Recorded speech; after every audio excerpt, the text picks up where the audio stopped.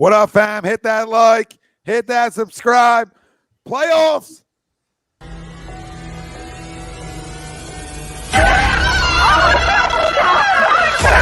Let's go.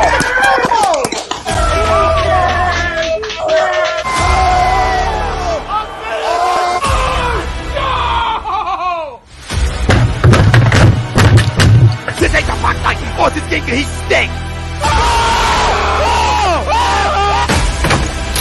Oh shit! It's gone.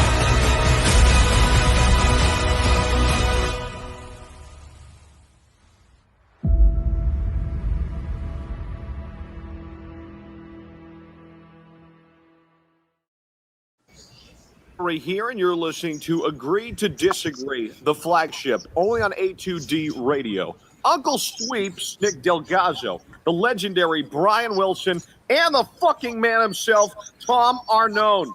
These three guys from Jersey bringing you real talk with no agenda. You don't like them? Tough shit. It's their show, and they're going to say whatever the hell they goddamn want.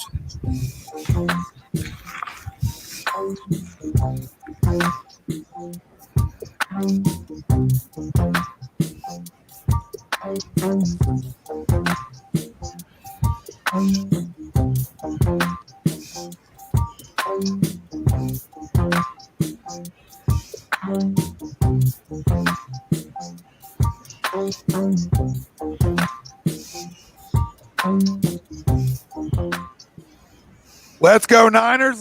Let's go, Packers later on. Welcome in, everybody. This is Agree to Disagree, only on A2D Radio.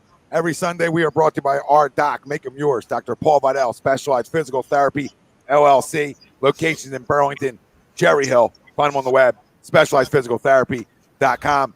Nick DelGozzo, Greg Milakovic, Brian Wilson. I'm Tom Arnone. The family out there, we're going to talk about a big win.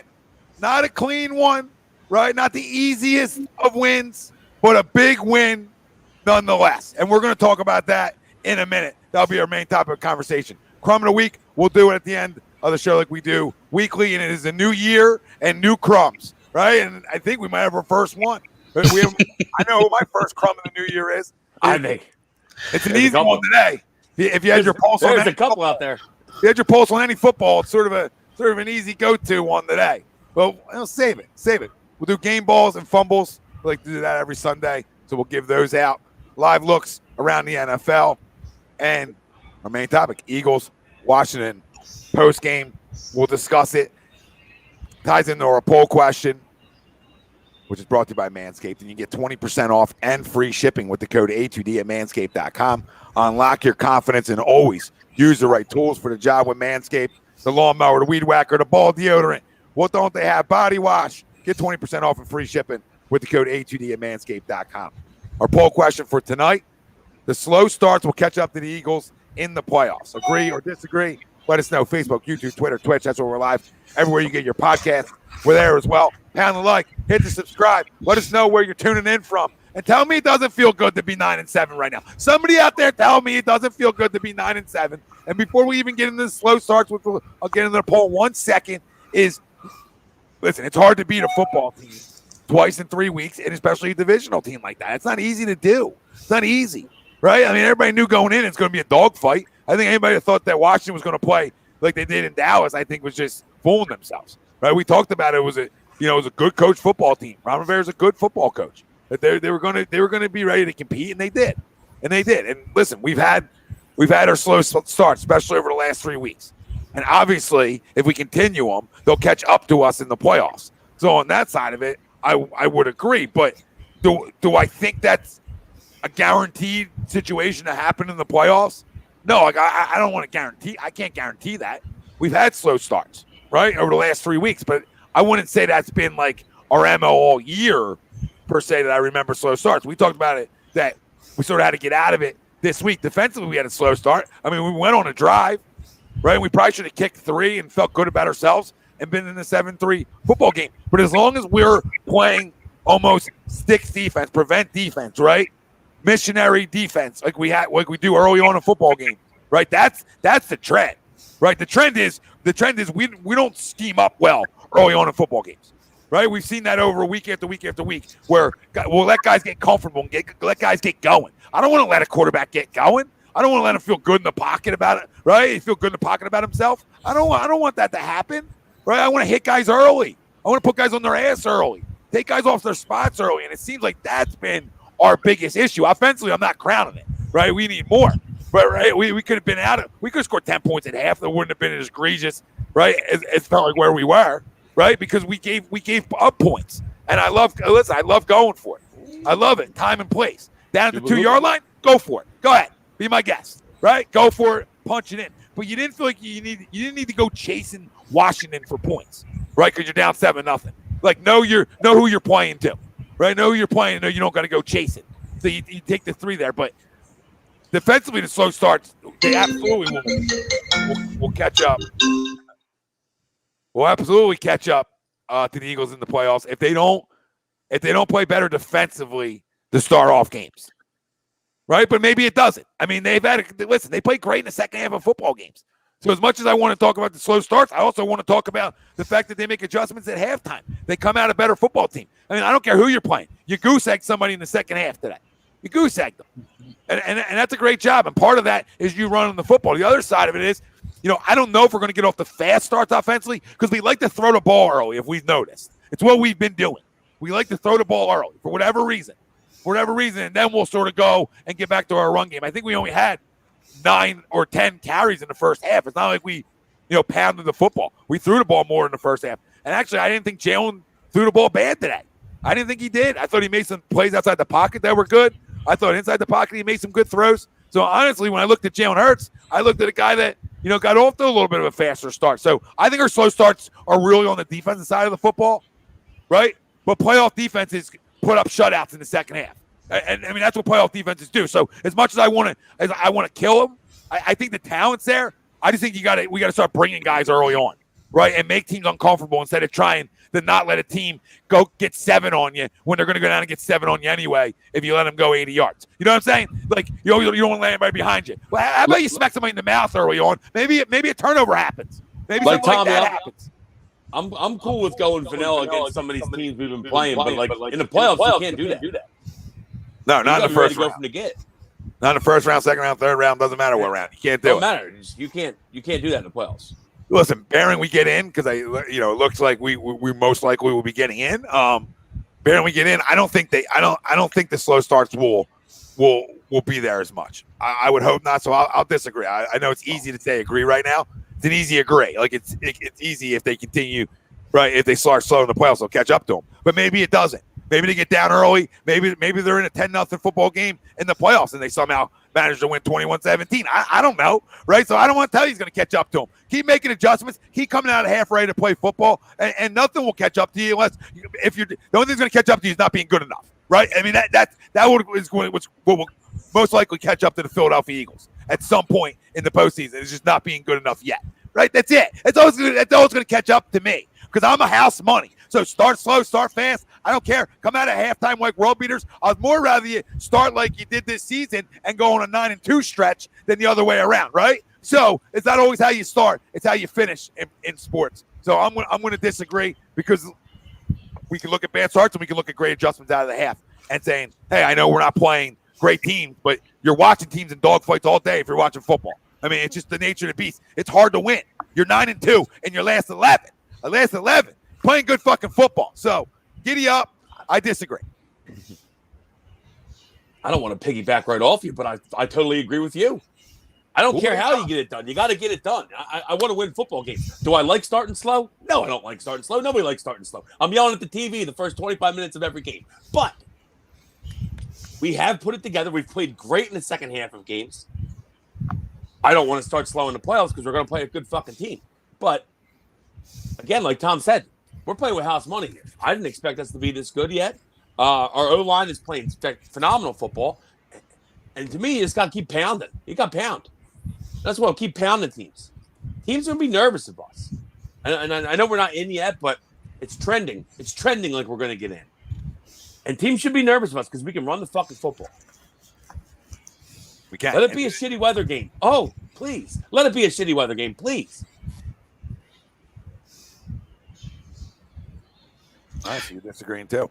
Yeah, I'm disagreeing. I mean, obviously, if we start slowing the playoffs, we're probably going to lose. But like you said, we're playing with house money here, and we seem to be really making huge adjustments at half. So, fuck it. Yeah, especially today. I hated Sirianni about 4 weeks in. I'm really starting to turn on Nick. I'm really turning on Nick. Especially today, a team those adjustments were made on the defensive side of the football, right? The offensive side, still looked pedestrian in the second half. It was enough to get it done, but I agree to the poll. They average right now 11 in the second quarter. They average 5.8 points per game, and in the first half they average 11.3 for 17th in the league.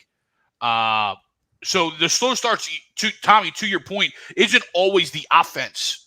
A lot of it is the defense, but I think they both play hand in hand because on games where the offense might be have a little jump and a little juice, the defense is letting Taylor Heinicke go 14 for 16 in the first half of a game, right? Or Derek Carr, lighting them up for a 17 for 19 spot, right? But I agree because I think there's one combination of this team that gets off the slow starts that's not going to bode well for us, right? We've been able to make those adjustments and we've been able to come out with wins during this stretch because let's face it, we played some bad teams, but that's not our fault, right? That's not saying that it's not still impressive to come out with wins because you have to win football games at the end of the day, but we also haven't been playing a great schedule down the stretch, and we've been able to then take advantage of that. You know what I mean? So I think I do agree. I still don't think the offense really truly got going today.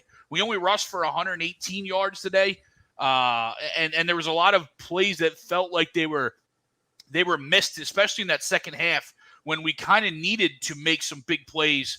Some of those plays just looked to be missed and balls that were just underthrown slightly or whatnot. So I'm going to agree to the poll. We have to fix it. And that's both ends. That's not just saying it's the offense, right? It's to your point, Tommy, Zach Wilson comes out and lights us up in the first quarter or first half of a Jets game. And we're like, and our hands are, our offense is now behind the eight ball and forced to do things that's not their strength, right? So I agree to the poll. Yeah, I agree as well.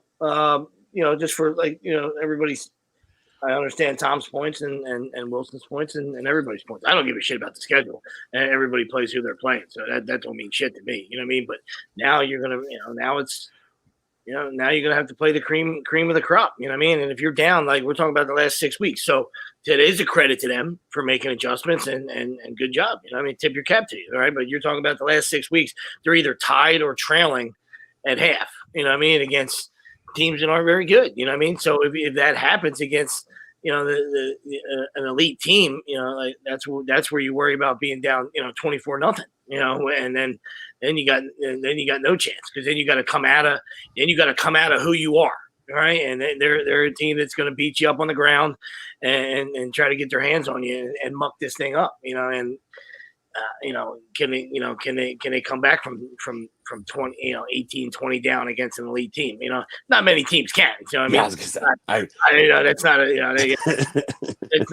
believe me, that's not a fucking shot at the ego. That's just and will it happen? I don't know, but it's not. It hasn't been a good 6 weeks in that sense. You know what I mean? Where the snooze button went off a little late, and and most of them are division games. So, you expect the other team to, the other team's wearing spikes, as my old man would say, you know what I mean? So we expect them to, you expect to get your best out of them in division, you know what I mean? But you still, you just can't have it. You just can't have those kind of, starts, or those kind of halves, in those kind of halves where, if you're trying to win a road playoff game, you're not going to get any home playoff games, you know what I mean? Unless, the whole apple cart gets turned upside down. It's physically impossible. Right. So, it's just, it is what it is. So, Kyler. So we'll see.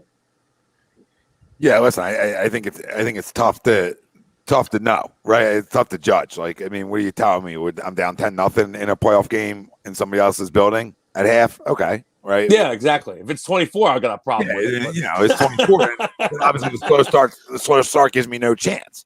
But like, I don't know if it's like that egregiously slow either. Like, there's been a few games mixed in where it's egregiously slow, right? Or it's just like you're sloppy, right? You don't look like you're ready to play. But there's been other games where, like, the one Giants game. I mean, we were driving all the way down their throat and we're turning the football over down there, right? So there's like there's their sides of it too. There's zone defense, early on in football games where we're letting quarterbacks get comfortable, right, before we start to go and make adjustments on what they're doing, right? So they're the things that I think that can bite you in the ass in the playoffs, but they can bite anybody in the ass too, right? Like, I would have to look around the league on who's catching fire, but most teams, like, there's that ebb and flow, right, of football games and of quarters and halves, right? Of, like, at one point you look at teams when you're watching, like, man, they can't be stopped. And then in the second half, it's like they can't move the ball. So, right, you look at it both ways all around the league. So to me, it's like, as much as I want to harp on that because it's a major concern, obviously, right? You don't want to start slow. It's like a common theme, like, start fast, right? It's like a common theme in the world, right? As much as I want to harp on it, I don't want to get away from, the good stuff too. Right, of you making adjustments, you winning football games, right? You're with the stretch you've gone on as a football team isn't easy, and like I said, being a team twice in 3 weeks isn't the easiest thing in the world. It's just not the easiest thing in the world to do, especially in division. Not saying you shouldn't beat them, because you should, but this is the type of game you sort of see when you see somebody twice in 2 weeks, right? Right, you're gonna have to get, especially when they got embarrassed. It's like 10 days. Got embarrassed last week. Washington got embarrassed as a football team last week, right? So there's a lot of that. We played on a Tuesday, though, didn't we? It's been like 10 days. Well, yeah, it hasn't even been 3 weeks. Hasn't even been long at all. I think it's 13 days. Twice in 3 football weeks. But still, it's tough to do. I'm not saying you shouldn't win it, because they should. They're favored to win. On the road, and they got embarrassed. You knew they were going to show up because they got embarrassed, Tom. That was an embarrassing game last Sunday night. So that's why I like the Eagles when the line was 3. Show up. When the line was 3, you love it, right? It went up to 6 today, and that was a little, whoa, okay, right? It went flying up today. I really don't think they're, I mean, listen, they kicked the field goal early, then they're, obviously they're better than a 6-point team than that. But I thought this was going to be a dogfight where if you were going to, like, cover that 6, it was a late score on a late drive, right? But I mean, I think everybody felt like this wasn't going to be easy. I bet Washington. Yeah, and listen, it worked exactly as I hoped it would work. So I mean, got a little nervous, but we need to shore up our defense, to me, more than anything early on in football games. That's what we got to go out. Like, yeah, we got to get more pressure, more of those things earlier, more takeaways early. Because if you're gonna go somewhere and win a playoff game on the road, you better take the football away early. You got to create havoc. Yeah. I'm not saying second half turnovers don't matter. I'm just saying early on, I would enjoy, hey, like a fucking pick down on somebody's 35. And right now, you can now get up early on somebody and then really run the football out. But I'll say it again. What this team hasn't done early on is they really don't overly run the football early in the first half. They just don't, or at least their first drives. They kind of wear you out and then run it heavy second half, which I'm okay with. But, I mean, like you said, I'm okay with doing that now with who we've been playing the last 6 weeks. I think you got to totally change what you're doing when you get to the playoffs a little bit. It's more of we can't sit around and wait type of deal. We got to go after them, especially defensively. I totally agree with you there, because that's the biggest thing to me. And the biggest thing offensively to me, I think we're going to move the ball on anybody. It's just no turnovers. We had no turnovers today, right? No turnovers? Yeah. So, to me, that's the biggest key. If we don't turn the ball over offensively, I think we're going to be fine. We'll be in the game. Did you just catch that fucking football? Did you see that? Yeah, sick. Holy shit. It's David Tyree all over again. Not even, David Tyree. Even sicker, because he was on his way to. Dude, that's one of the craziest catches I've ever seen in my life. Yeah. Anybody didn't see that catch? Holy shit. What game? Holy shit. Cardinals fake punted and the dude threw it up. Watch this. Sticks it on the guy's helmet on the way down. Rides the escalator down. Dude, he's talking on the phone with it. What? Who is it? It's your cousin. It's your cousin. He wants to talk to you. It's a shoe phone. Austin Powers. Here's the shoe phone. Hey, let's talk to you real quick. Hold on. I mean, after it's unreal. How did he hold that with the cup? Oh my god! Afterwards is that unreal was filthy. Yeah. Afterwards That is came in- unreal. that That's happened even live, harder. too. That was awesome. You got real palmsy, huh? That was fucking awesome. Yes, he did. Oh, Oh, that's PI. yep, there it is. But listen, So Zach, Wow, am I ahead of you guys? you can look at Dallas the right now. defense, Start, Tommy, right? is to me. I'm right with you. Defense to me is the biggest thing. We gotta get off to a faster start defensively. You can't let everyone just go right down the field on us. Everyone's going right down the field on us. First drive. In the playoffs, I don't want that to happen. Second drive, first drive, second drive. Because then these third other drive. teams, the difference is the other teams are down 14-0, right? And to And then that, that's right? where it gets crazy. You look at, just the first half, Tampa Bay 16.1, Dallas 15.9, Arizona 13.7. I don't think we have a shot to play Arizona, but we have an absolute shot to play either Tampa Bay or Dallas. They're scoring 16 points per first half. Who? Dallas? And Tampa Bay. Dallas got 3 now and nothing now. So I mean, you know what yeah. I mean? Yeah, that's what I'm saying. Like week to week, I want to tell you all that the slow start's going to hurt them. Of course it is. If they start slow in the postseason, I'm freaking biting my. What, I would love to see Dallas just because I fucking hate Dallas so much, and I want to see the Dallas Cowboys in the playoffs. But weird to say this, Tampa, we would match up better against Tampa. No, Give me Tampa. Tampa's hurt. They got issues. Antonio Brown's losing his mind. I love it. I love it. They got issues. Of course they went right. Of course the Jets let them win today, but they have issues. 4th and 3 QB sneak. That's the most ridiculous thing I've ever seen in my life. If I bet the Jets money line, I wouldn't pay. I'd try not to pay. I'd try to get out of paying. I'd write an email to somebody. Something would happen. No, of course, Jesse. I'm not saying our offense is like, I'm not passing, I'm not giving our offense a pass here in any stretch. Like, they got to do more. But again, I don't know what happens if Nick actually just kicks the 3 there either. If he just takes the 3, I don't know what changes there. Maybe they get in a little bit more of a rhythm because they're walking away with points. I don't know, right? So sometimes you can sort of hurt your momentum that way. But again, at the end of the day, 7 points isn't good enough in a half. Okay, but I mean, I also got to remember, like, this isn't the greatest show on turf either. So we're gonna have to find ways to beat teams. Like we're gonna have to do those things. We're gonna need those takeaways. Like that's where I'm gonna yell and scream from the day I found out turnovers is gonna be the big thing.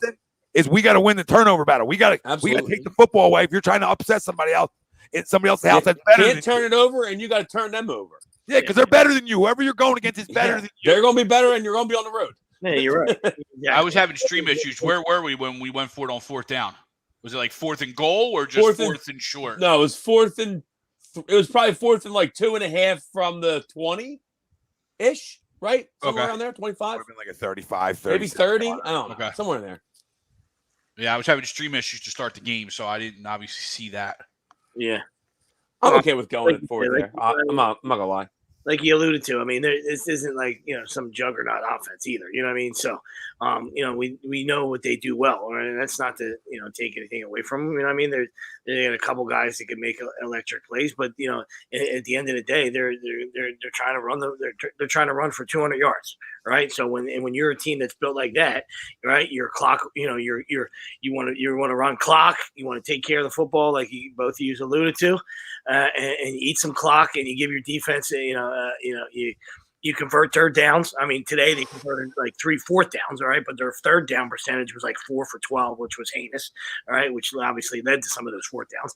But you got to stay on the field offensively. You need to stay on the field, all right, to give that defense a rest, especially against some of these big time quarterbacks that you're probably going to have to wind up playing in the in the playoffs. You know what I mean? So if you can sustain drives and you pick up first downs and then you get any points. You know what I mean? You don't have to get cute. I mean, I know what he's trying to do, and listen, nobody hates field goal kickers more than us. You know what I mean? But you got to take your 3, man. You got to take your points where you get them. You know what I mean? And what the hell just happened there? I knew they had a few games where they lit up the scoreboard. You know what I mean? But if you're a fan and thinking this offense is good for 30 every game, then you're a little bit delusional. You know what I mean? That's the way I look at it. You know what I mean? But huge play at the end by McCleod. And like we talked. Yeah, great play. And yeah, Rager stinks. Chimera, I still think that was PI though. That to me, that's a PI. The guy hits him without turning around. I hate that non-call on that. But I mean, come on, Rager stinks. Yeah, he does. It was terribly underthrown. That's the only reason. Yeah, terribly underthrown too. But Rager stinks. The only reason I would say it wouldn't be, but what the hell do I know? That's Sam Brown. Oh, they handed off. Monterey Sam Brown. Yes, thank God. I put 25 on a tweet like a fucking asshole. It's probably gonna be fucking Russell's last game.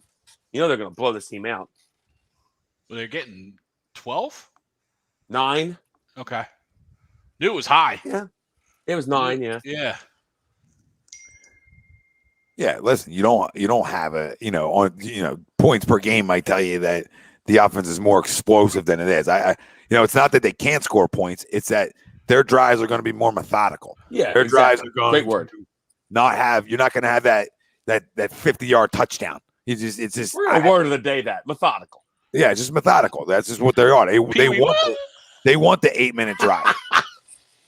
Greg. Right? They want the 8-minute drive. That's what they want. I mean, that plays to their game. Now, right, you go down 14-0 against some of these types of teams, right? Then that game changes, right? That game changes, but then but you're still a score away. You're a score away from making it a ball game, right? So I don't know. It's gonna be interesting to see it. If and when they get in, right, on who we're playing, where we're going, and we'll have sort of a better idea on like how you need to get off in this type of game, right? Either way, you want to get off to a good start. Don't get me wrong. It seems more like what it would probably be. You be in striking distance at going in the half, and so that's the bigger thing. Like going in the half, can you just be in striking distance? And I think if they're in striking distance, the way they've showed, their responses in the second half of football games, I'd be feeling good. So as long as we're under, as long as we're like at 7. Right, you're down 7, you're down 3 at half, and you're right there. You're not feeling great about the way you played, but you're right there. I think then you'll feel good coming out of half. But we got time. We got time here to talk about postseasons. But today, like I said, I thought Jalen threw the ball pretty well today. Like I didn't have a problem. I thought he made some plays outside the pocket. He had some good runs. They kept drives going. But again, he didn't turn the football over, and that's the biggest thing you can take away from it when you talk about kind of what he's got to be able to do. But he's doing a better job of it. He's doing a better job of and their play design's better too, right? And I think some of their play design, some of their play action games, some of those things are better and have really helped him. So they've done a really good job of trying to put him in a position to be successful. And credit to him. He's made some good throws too. Some ones obviously you'd want to have back. Oh, right? Yeah, for sure. I mean, he missed some throws, but everyone does. But what are we doing? We're getting out with wins, right? We're getting out with wins. And if you're playing winning football, that's all that matters to anybody around here. Right? You're playing winning football. Right? I don't expect him to be Mahomes. Right? I don't expect him to be some of them guys. But can he send some plays with his legs and get a big play out of it? He's doing that. Right? He's starting to do that. Okay? Can he stay in the pocket when he has a pocket and deliver some strikes? He's shown better and better that he's been able to do that, right? Though I saw some thread and needle issues. Sure, there's going to be some thread and needle issues, but overall, I'm seeing a guy play better since he's gotten the keys back, right? And not turn the football over. That's the biggest thing, because if he goes in somebody else's building and doesn't turn the football over, we're in good shape. Yeah, it still feels like, though, that we're still not seeing him throw anybody open either, right? It still feels like that he's basically only hitting guys that are open. And now, granted, those are the ones you want to hit. But also, as we look for the progression from him, it looks like, like he's not throwing guys open. He's not throwing it into these windows that you're going to have to throw in the playoffs. Yeah, listen, I got to go. I would have to go look at every throw to see if he threw anybody open today. But I agree with you. It looks like a lot of guys are wide open. And he's not fitting many things in the windows, but but I said he's had some good balls where. No, there's for sure. I mean, you're absolutely right. When we're not turning the ball over, and he's dropping back and throwing 26 times, which we kind of I think we all agree anywhere in that upper 20s to 30s is kind of like the danger zone. Like in dropbacks, at least that we've seen in the past. He definitely is not turning the ball over, in the most recent stretches. And so that's good. But the big one I see is that pass to Devontae in the back of the end zone. I mean, that's got to be on him. Devontae was open. Touchdown. You know what I mean? That's got to be on him. And granted, we did score. We did score on that, so it's a wash in reality. But that's a ball that's got to be on him. And then the ball to Rager, I mean, yes, it's got to be caught, but that was severely underthrown. But like I said, it just feels like that. He could obviously hit the open guy, which is part of the process. He missed Devontae on a deep ball, but the other ones, I would like to see a little bit more of a I don't know, touch to get guys open. Yeah, like he missed Devontae on a deep one. Yeah. There was a deep crosser that was deflected down.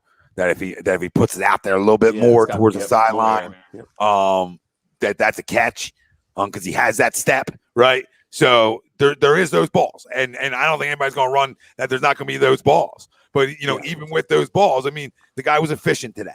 17 for 26, throwing the ball a little bit more than he's used to, but efficient, right? And like what you get with his legs, you lose with him throwing the guys open, Greg. So that's the trade-off. Yeah, it is a trade-off. Yep. I mean, today his legs were. He had a couple big runs today. The one where we were kind of pinned back in, and he ran for like 25. We needed him today. Up the middle. We needed him today. Yeah, he had 22. His 22 was his long one. 22. Okay, there was 7 for 40. That was the one. If I'm not mistaken, that was a third and like 7 or 8. It looked like a 40-yard run because he had dropped like 15 yards back too. It was a good one. That was a big one. But I think it was a third down. Yeah, 3rd and 9. Yep, that was cute. Yeah, we didn't run the ball that great today, so his legs were important. Or we don't get over 100. Very much. Yes. No, we don't get over 100 as a group, right? Without his legs. I mean, Boston ran, had his 2 touchdowns and 3.4 yards a carry. Jordan 2.4 yards a carry. So they stopped the run pretty well today. They did, and I expected that a little burst. Oh, I mean, Jordan does lack a little burst, but he was banged up though. I think. I know, and then to that point, I'm surprised we didn't see more Gainwell. Honestly, no, 1 carry. Yeah, only one. I saw him in one time. I think it was a 4th down carry too. But I'll take this. It was. I thought Jalen played well. Greg. Like 8.2 yards of completion. Like that's solid. And this is, I believe, the 30th ranked pass defense in football, if I'm not mistaken. In Washington. Yeah, Redskins are very bad against the pass. So, as much as I want to pound the ball in a game like this, you got to also understand, I get Nick's thought process is it's the 30th ranked. Mm-hmm. 30th ranked. We can't throw on them. Who can we throw on? Yeah, so we got to turn it out a little bit. We got to take some chances, especially when you could tell early on that they were going to do everything in their power to stop the run today. Right? They were loading boxes. So some of the play calls I didn't like because, dude, look in front of you. The box is loaded, and some I felt like he checked into some throws, some RPO throws where he had some guys open, right? Because of those things, because they were playing so much man to man early on. And we're really trying to get physical with you and stop the run. I mean, that was their MO today. So knowing that, you got to be able to bend them a little bit, right? Make them start going backwards a little bit. As much as credit we give this offensive line in this run game, right? You got 9 guys in the freaking box. It's not the easy thing to run on. Mm-hmm. So you got to make teams respect it. And I think days like today go further and further closer to teams saying, okay, he's not going to beat you with his arm, but I also can't sell it on the run every play, right? Because he can get some chunk plays.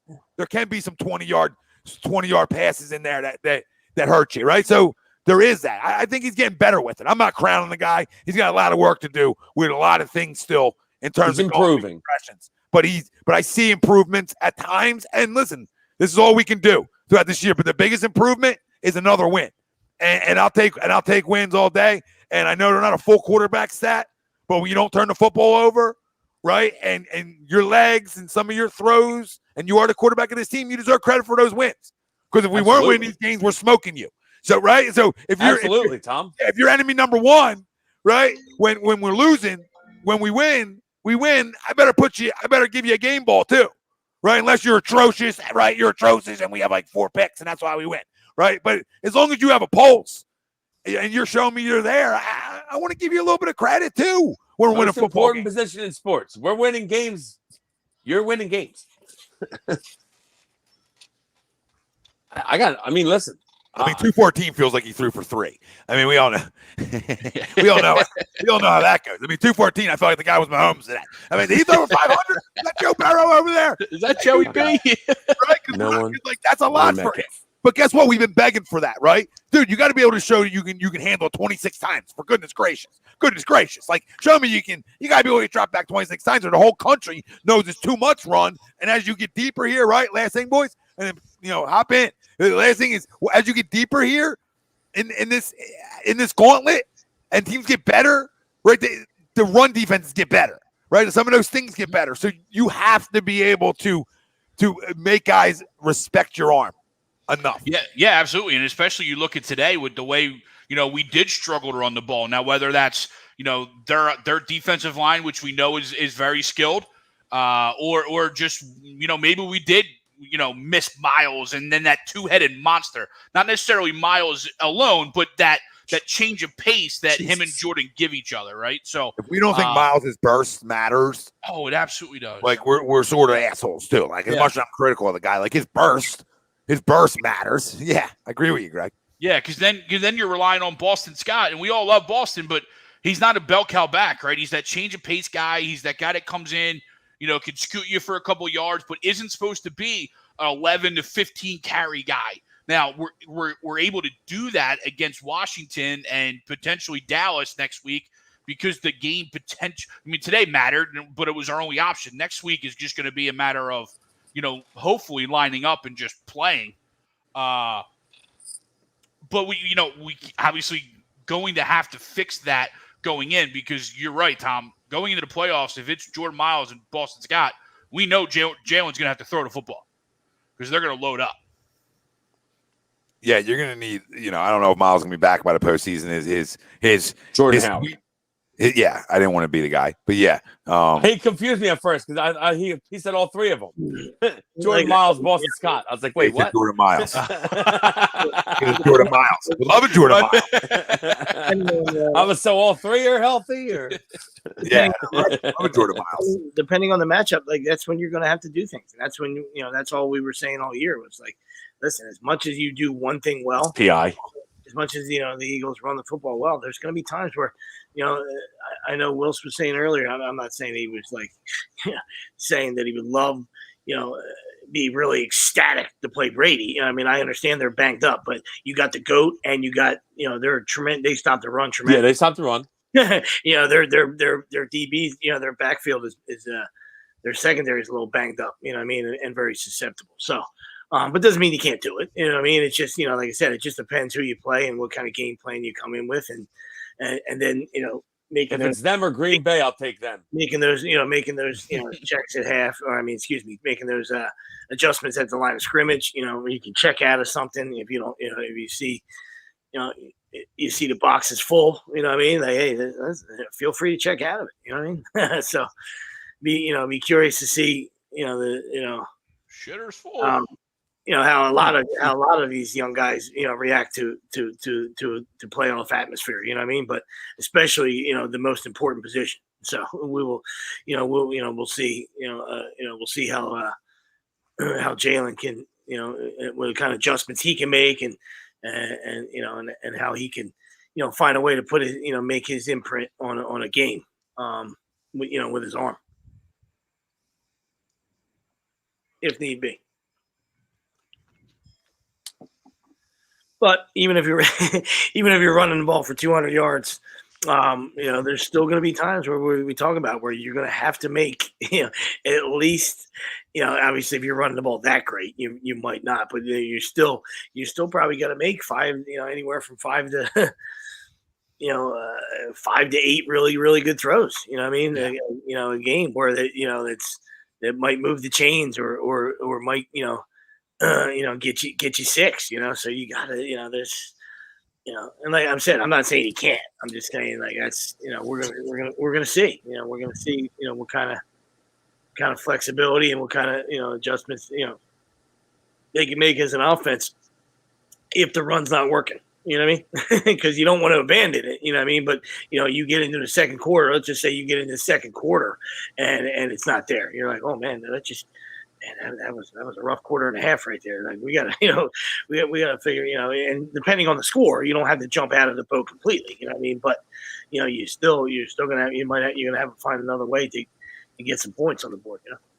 Yeah, but the way we'll see if that happens. The way we will run ourselves here, the way we run the RPOs, right, and that kind of stuff, it's like it's just a staple of like what we have to do offensively, right? Sweeps. And to your point though, if we're not if we're not running the ball at a high rate, we're still going to do it. That's the you know what I mean? We're still going to do it because it's just part of our offense to get down the field. So they're going to circle back. Like we can't, it's where you can't go down 17-0, right? It's where you got to always sort of be in striking distance so that you can still have those kind of drives because no matter how we slice it, our drives are going to be 5 minutes, right? Like, I mean, I don't know how to get shorter. Like, I got to go look. I got to go look back to find out our quickest drive of the year. Because obviously there's one quicker than 5 minutes. But, like, I need to see one where we got, like, where we took the ball to 25, right? How long it takes us to get down there. Have we had a long TD?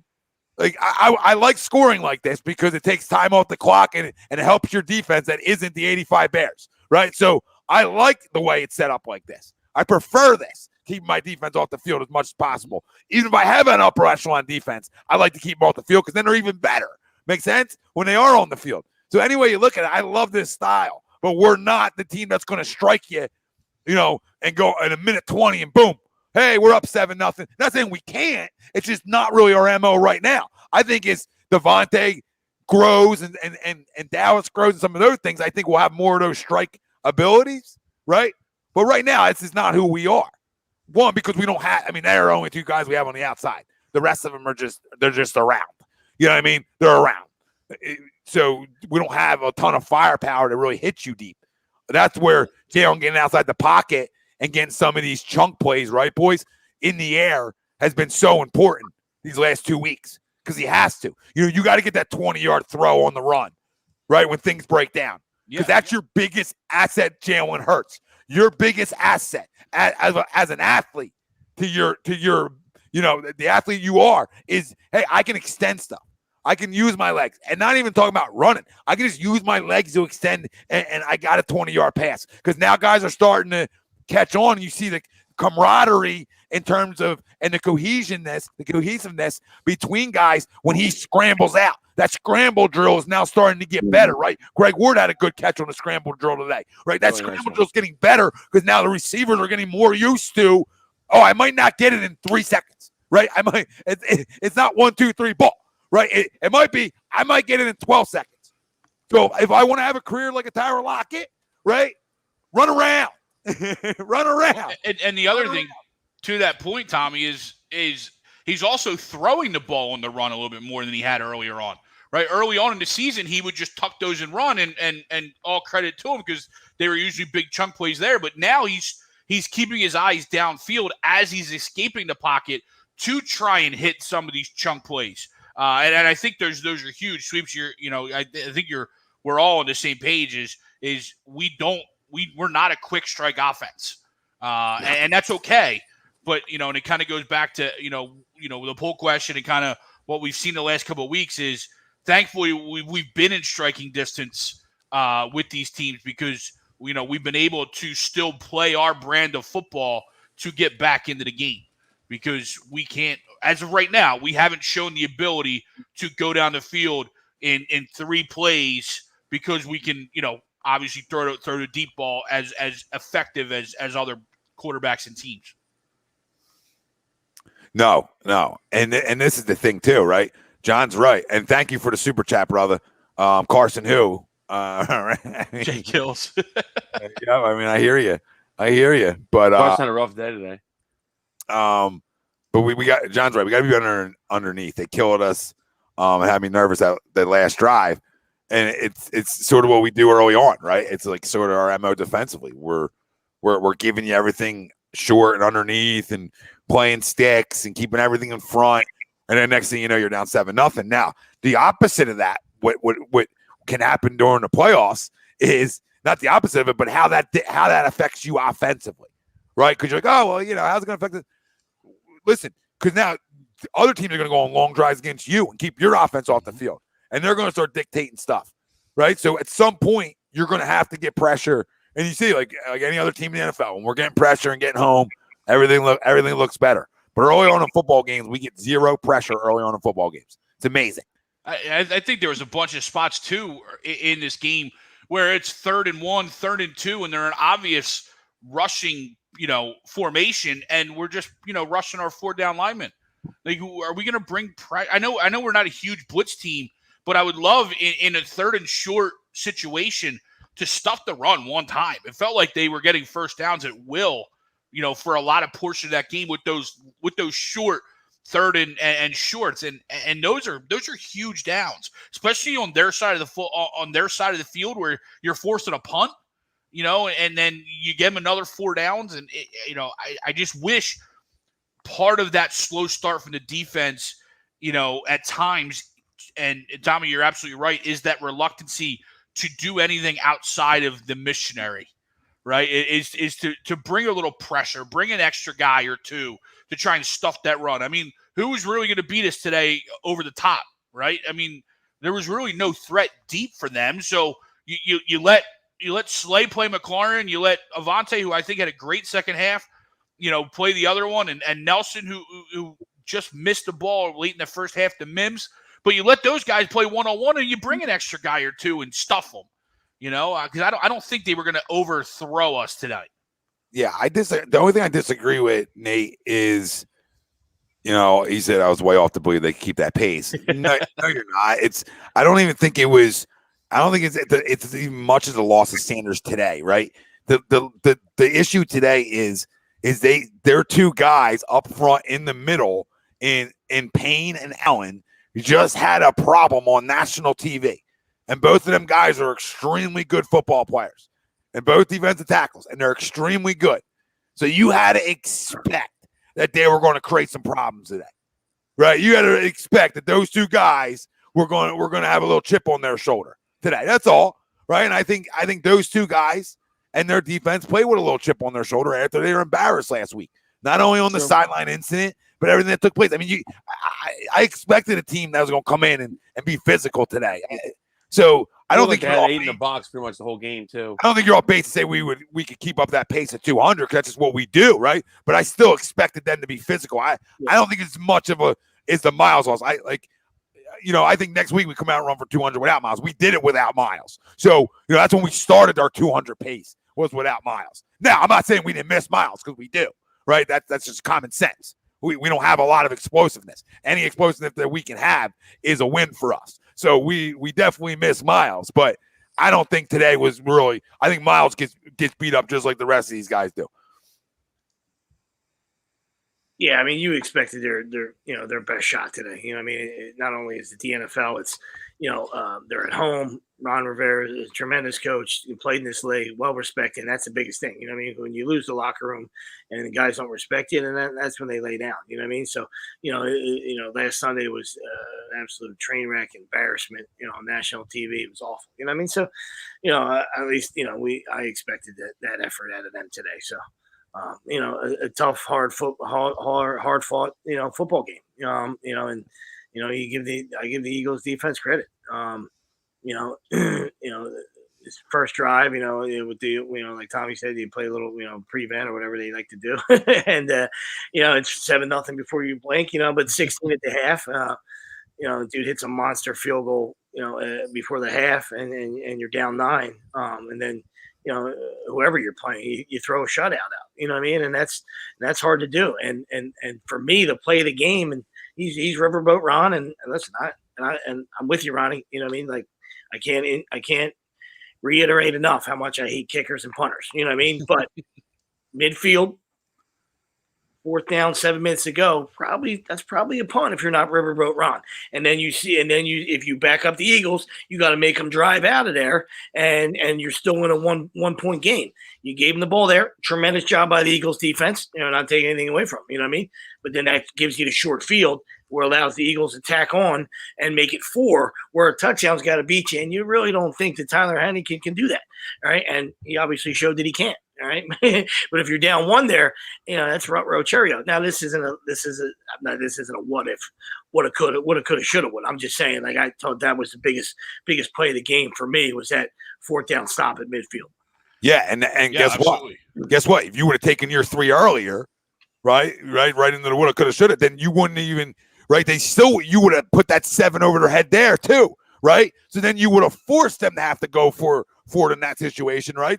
Right, guys? And then you're even, now they don't get the ball back when it matters, right? Now they don't get it back, right? Or you're at least up 7, and the worst they can do is tie you, right? And that was the other big thing is in the postseason. I love going for it. I'm right with you, Sweeps. We talk about it all the time. Love going for it, but there's certain times and places where, like, hey, just take the points. And in the postseason, that's the time and place.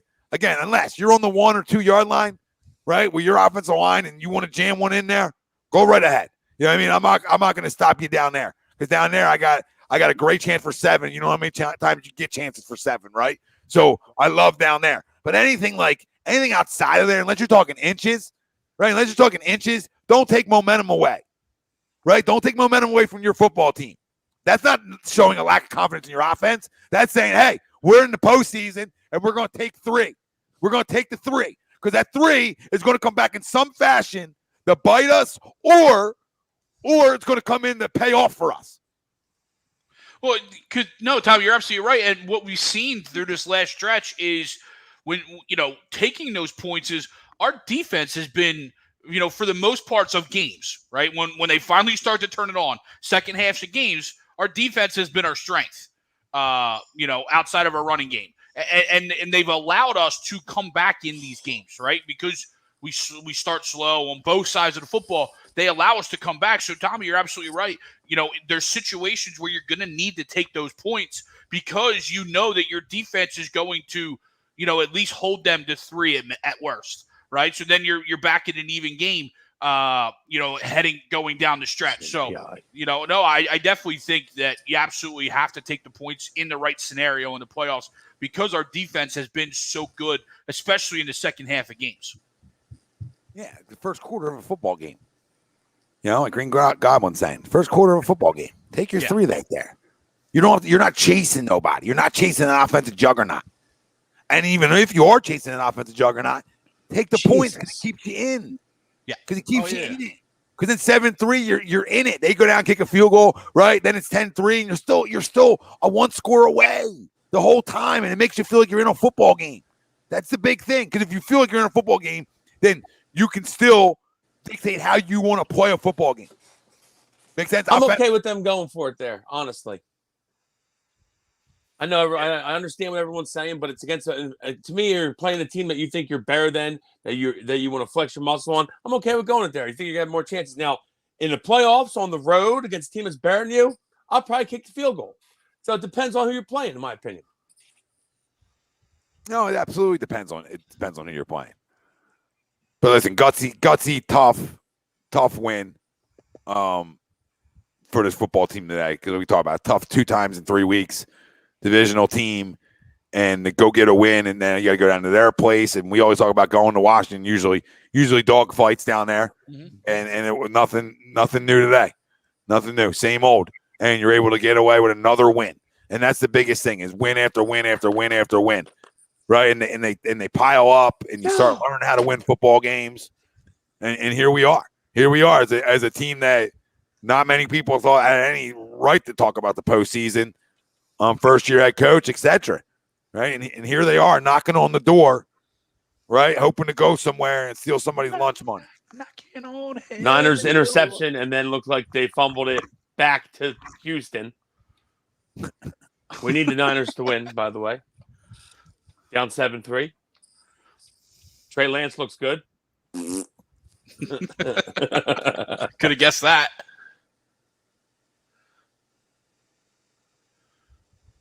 Well, both don't have to happen, right? Or do we need both? To clinch today, yes. You need both to happen? Minnesota needs to lose to Green Bay, and San Fran has to beat Houston. I don't know why that is, but that's what needs to happen. Okay. It's weird that the Saints aren't a part of that yet. That's the other one. Hold on. The Saints could lose too. Okay, so it's Washington loses, and then either San Fran wins or the Saints lose. That's what it is. So so those are the two teams that can catch us, I guess. And then the Vikings they're gonna lose. Is there any team y'all fear in the NFC? Bucks, Rounds, Cowgirls, Arizona, all have their issues. I mean, they're all better than us, Red Sand. I mean, so yeah, they're all definitely better than us. From that standpoint, I don't want to. But you're right. Honestly, they're all beatable. I think Green Bay comes out and loses to Minnesota tonight, and then Tampa Bay wins next week. That would be Tampa Bay would be the 1 seed, Green Bay would be the 2, and that's who we'd play. I'd rather not play Green Bay, honestly. I don't want to go to Green Bay. Green Bay will shit all over us. I think. I think Slay has been spectacular. I think Green Bay wins tonight as well, Greg. They already lost to Minnesota once, but Minnesota always plays them tough. Dalvin Cook usually runs wild on them. It's Mannion. Sean Mannion's playing. Yeah, well, Dalvin Cook's playing, though. I would expect there's going to be a lot of handoffs from Sean. But to me, I don't want to go to Green Bay. Honestly, they're the scariest team to me. After that, like Sweep said, I think we may match up maybe better than Tampa Bay. Now they stopped to run well, and they got Brady, obviously. To me, fuck it. Let's take Dallas. I want Dallas. I understand Dallas is good and they'll probably beat us, but let's fucking take Dallas. Would be great to beat Dallas, wouldn't it?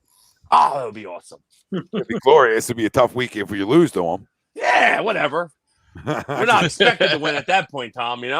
If we beat them, oh my God! All the Cowboys fans, you might as well. All the lights will be on then. The roaches will be scattering. Oh. Yeah, T-Lo, we can't play a soft zone against Rodgers because that could get ugly quick. I mean, Darius Slay has played great as an Eagle. He got his fucking lunch stolen last year by Dion, if you remember. So yeah, I don't want. I'd rather not play them. I'd rather not see them. Yeah, even though I believe we could go and run the football on them, I'd rather not. I'd rather wait to have to go there. Yeah, I mean, at some point, I'd rather it be a reward for winning a game, right? Let's let us beat Dallas before we go there. Let's let that happen. Yeah, I don't think I fear any team. Oh my God. Like they're a world beater, and I have no shot to go beat them. Besides, no, I really don't. Dude, is he about to go house right now? Okay. No, Rodgers is probably that only answer right now. Yeah. Of who I'd be like, I might like to stay. Yeah, because does he throw an incomplete pass against us? I don't know. Maybe not the first half, right? When we're in this zone area, he definitely doesn't. While we're in that zone, that I can already see it now. Well, the Eagles ran the ball well. Rodgers was 32 of 32. Tough to get a win that way. Yeah, slight nightmare.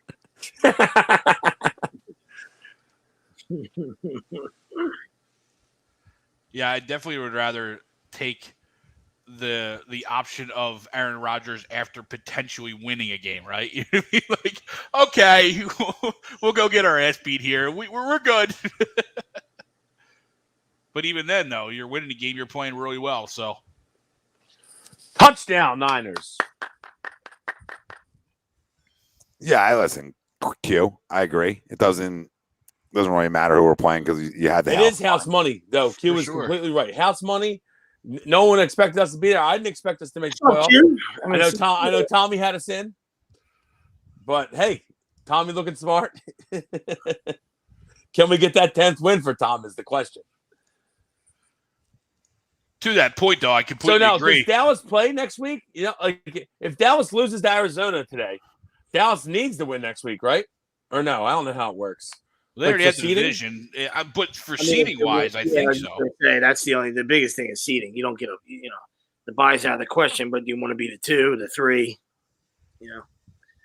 So would it come down to a home game? You know what I mean? Like you said. So if they lost today, where could they where could they jump to? You know what I mean? So we'd have to deep dive with some Ivy League fucking nerd shit. You know what I mean? I couldn't tell you that. You know what I mean? We don't. Yeah, I don't know. We love I nerds someone, here. somebody. And we love nerds here. We do. Where's Brodo at? I don't know where they would jump to. Yeah, exactly. And even Dude, by the way, Jamar Chase, he's decent. yeah, he's pretty good.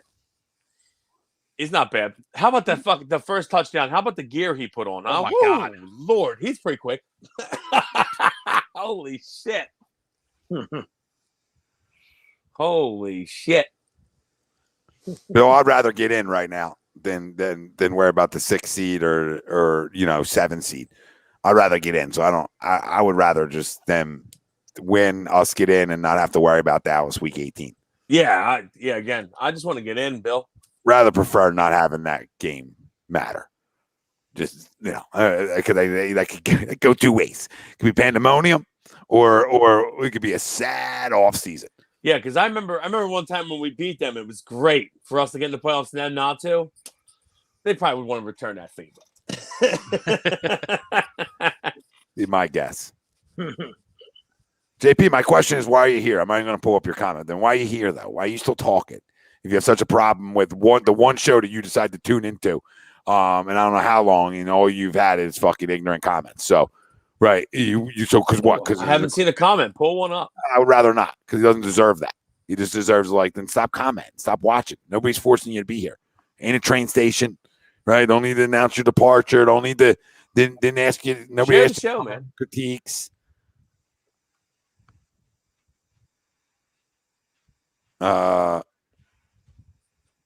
No, Green. No.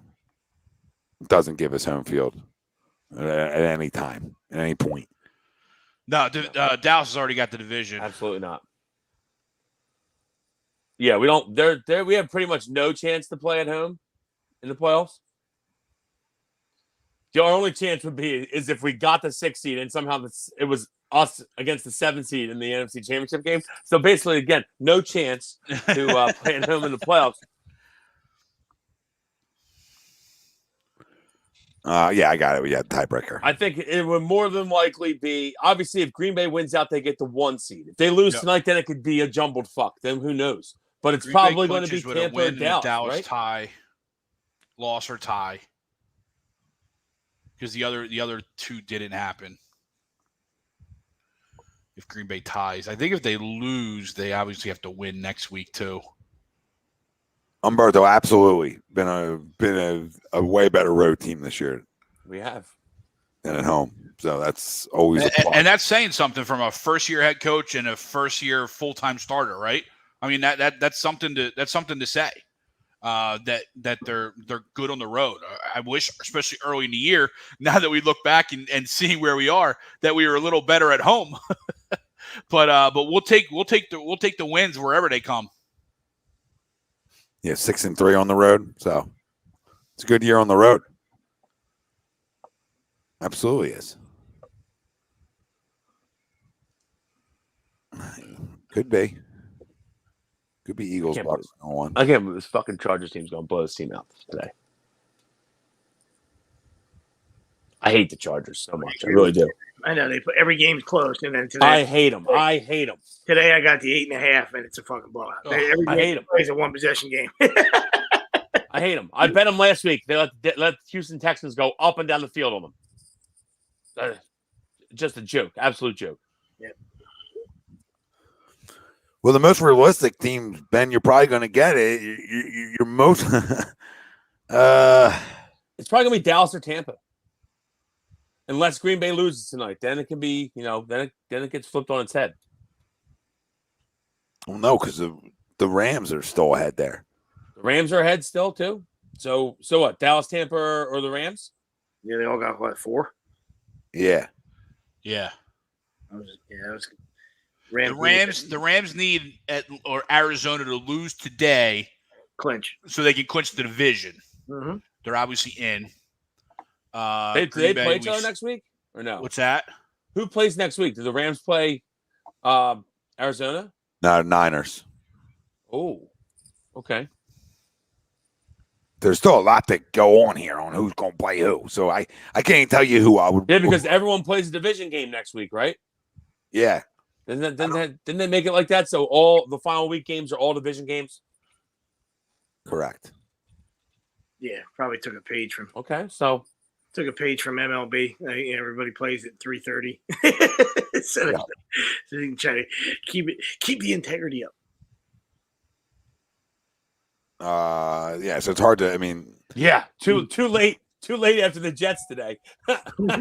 What a fucking joke that was. who would I rather play? I mean, you'd probably want Arizona if you had to pick out of all those teams, but it's not. That's not who you're going to see. Doesn't look like it. Looks like you're going to probably see the Rams or Tampa. If I had to guess. If it ended right now, it's the it's the Bucks. If it ended right now, no, it would be the Rams because you're really not the six. You're really not the 6th seed that has you in the 6th seed. You're looking at right. Yeah, well, no, but Tampa holds their. But Tommy, I think because the Bucks hold their. I saw the thing today when the Bucks won today. It said that they have their own destiny or whatever. Like they have the easiest spot to the 2 seed if they win out. So it would be the Bucks then, I guess. Well, why Rams they have the Rams? Rams are ahead of Tampa Bay based on the head-to-head one that they won this year.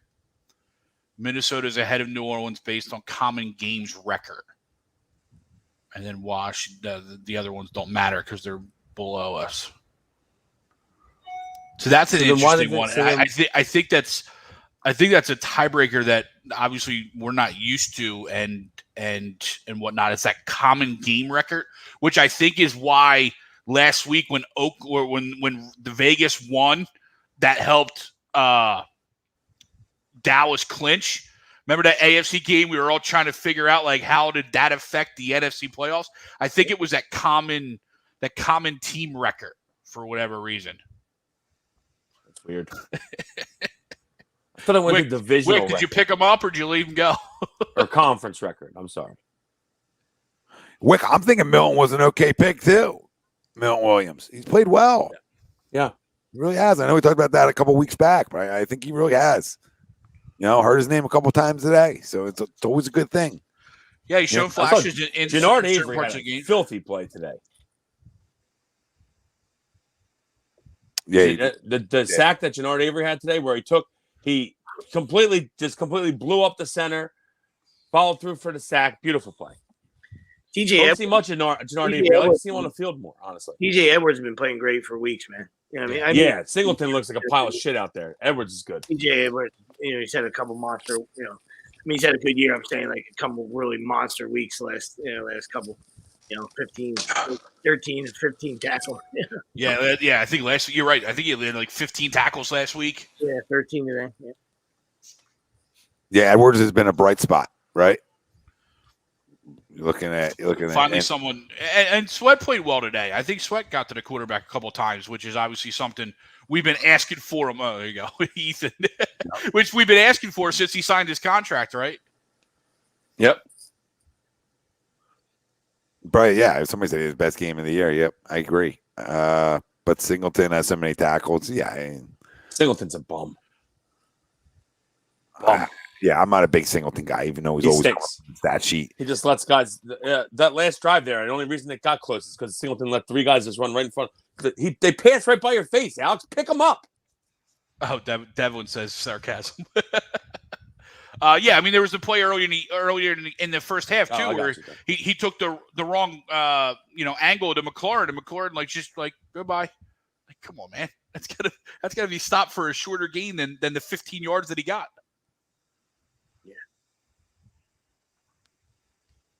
Oh, is that true too? Really? I guess it is. And we can still get the 5 seed. That'd be interesting. Man, Arizona, you were talking about hang it up, fold it up. You dropped that far. Cliffy's like, damn, maybe I should have taken a college job again. Arizona's going to beat Dallas today, so that's going to go out the window. Oh, still a lot of football have to be played there. So, no, I agree. I just think they're going to. Ray, yep, we talked about. That's how the NFL goes, Tommy. And Dallas scores 70 last fucking Sunday night, and then they lose at home to Arizona. Yeah, Micah, both are backups on other teams. But TJ has played well, so I want to give him. I want to give him credit. Maybe he wouldn't be a backup on another team if he continue to get better and play better, right? But I agree with you. Singleton is, but he wasn't supposed to be playing. I mean, it was really becoming Davion Taylor's spot until he got hurt. Sure. And then Singleton had to come back out there, so it's not like the worst guy in the world. I mean, he can't cover me or you, but he's pretty good in the run game, and that's where he comes up with a lot of his tackles, or he chases somebody down. Or he chases somebody down and then he gets a freebie tackle, Yeah, the guy that just beat him on the pass route. Yep. Let me go catch back up to you to pad my stats. Yeah, I just don't understand what the fuck he was doing at the end of the game. I wanted to make it clear that's what I meant. Him chasing his own guy that got that fucking double moved him. But either way, I mean, he's fine, right? He's fine. And I don't know how he leads the team in tackles. He is a tackling machine, though. He is, even though I don't want him as one of my starters. No. Makes sense? Can I have it both ways? Like, Noah Fant. He's all around the football, but I could do without him leading my team in tackles.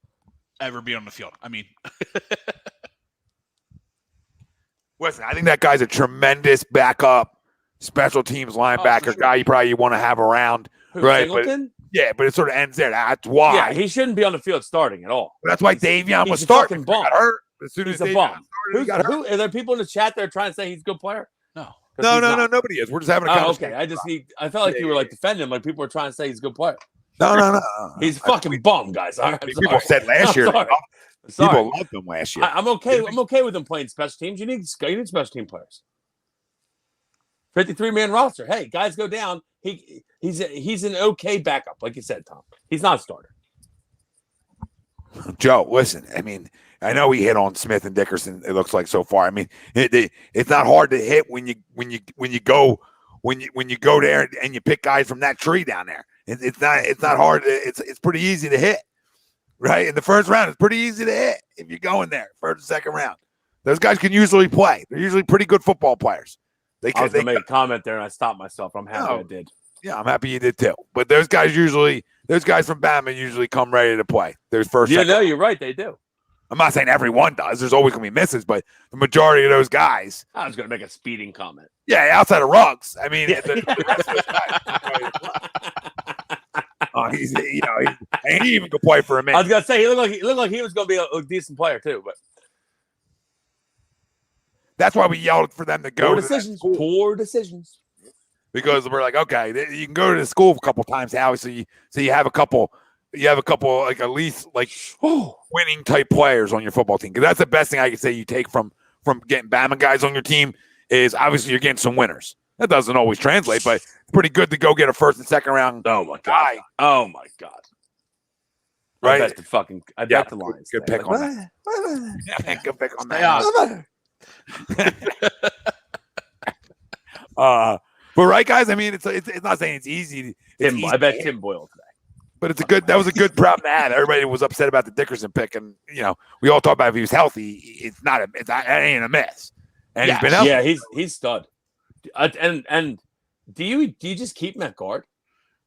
I keep that left side intact. I mean, Mylotta and Dickerson, just let him go. Retiring. Just let him go.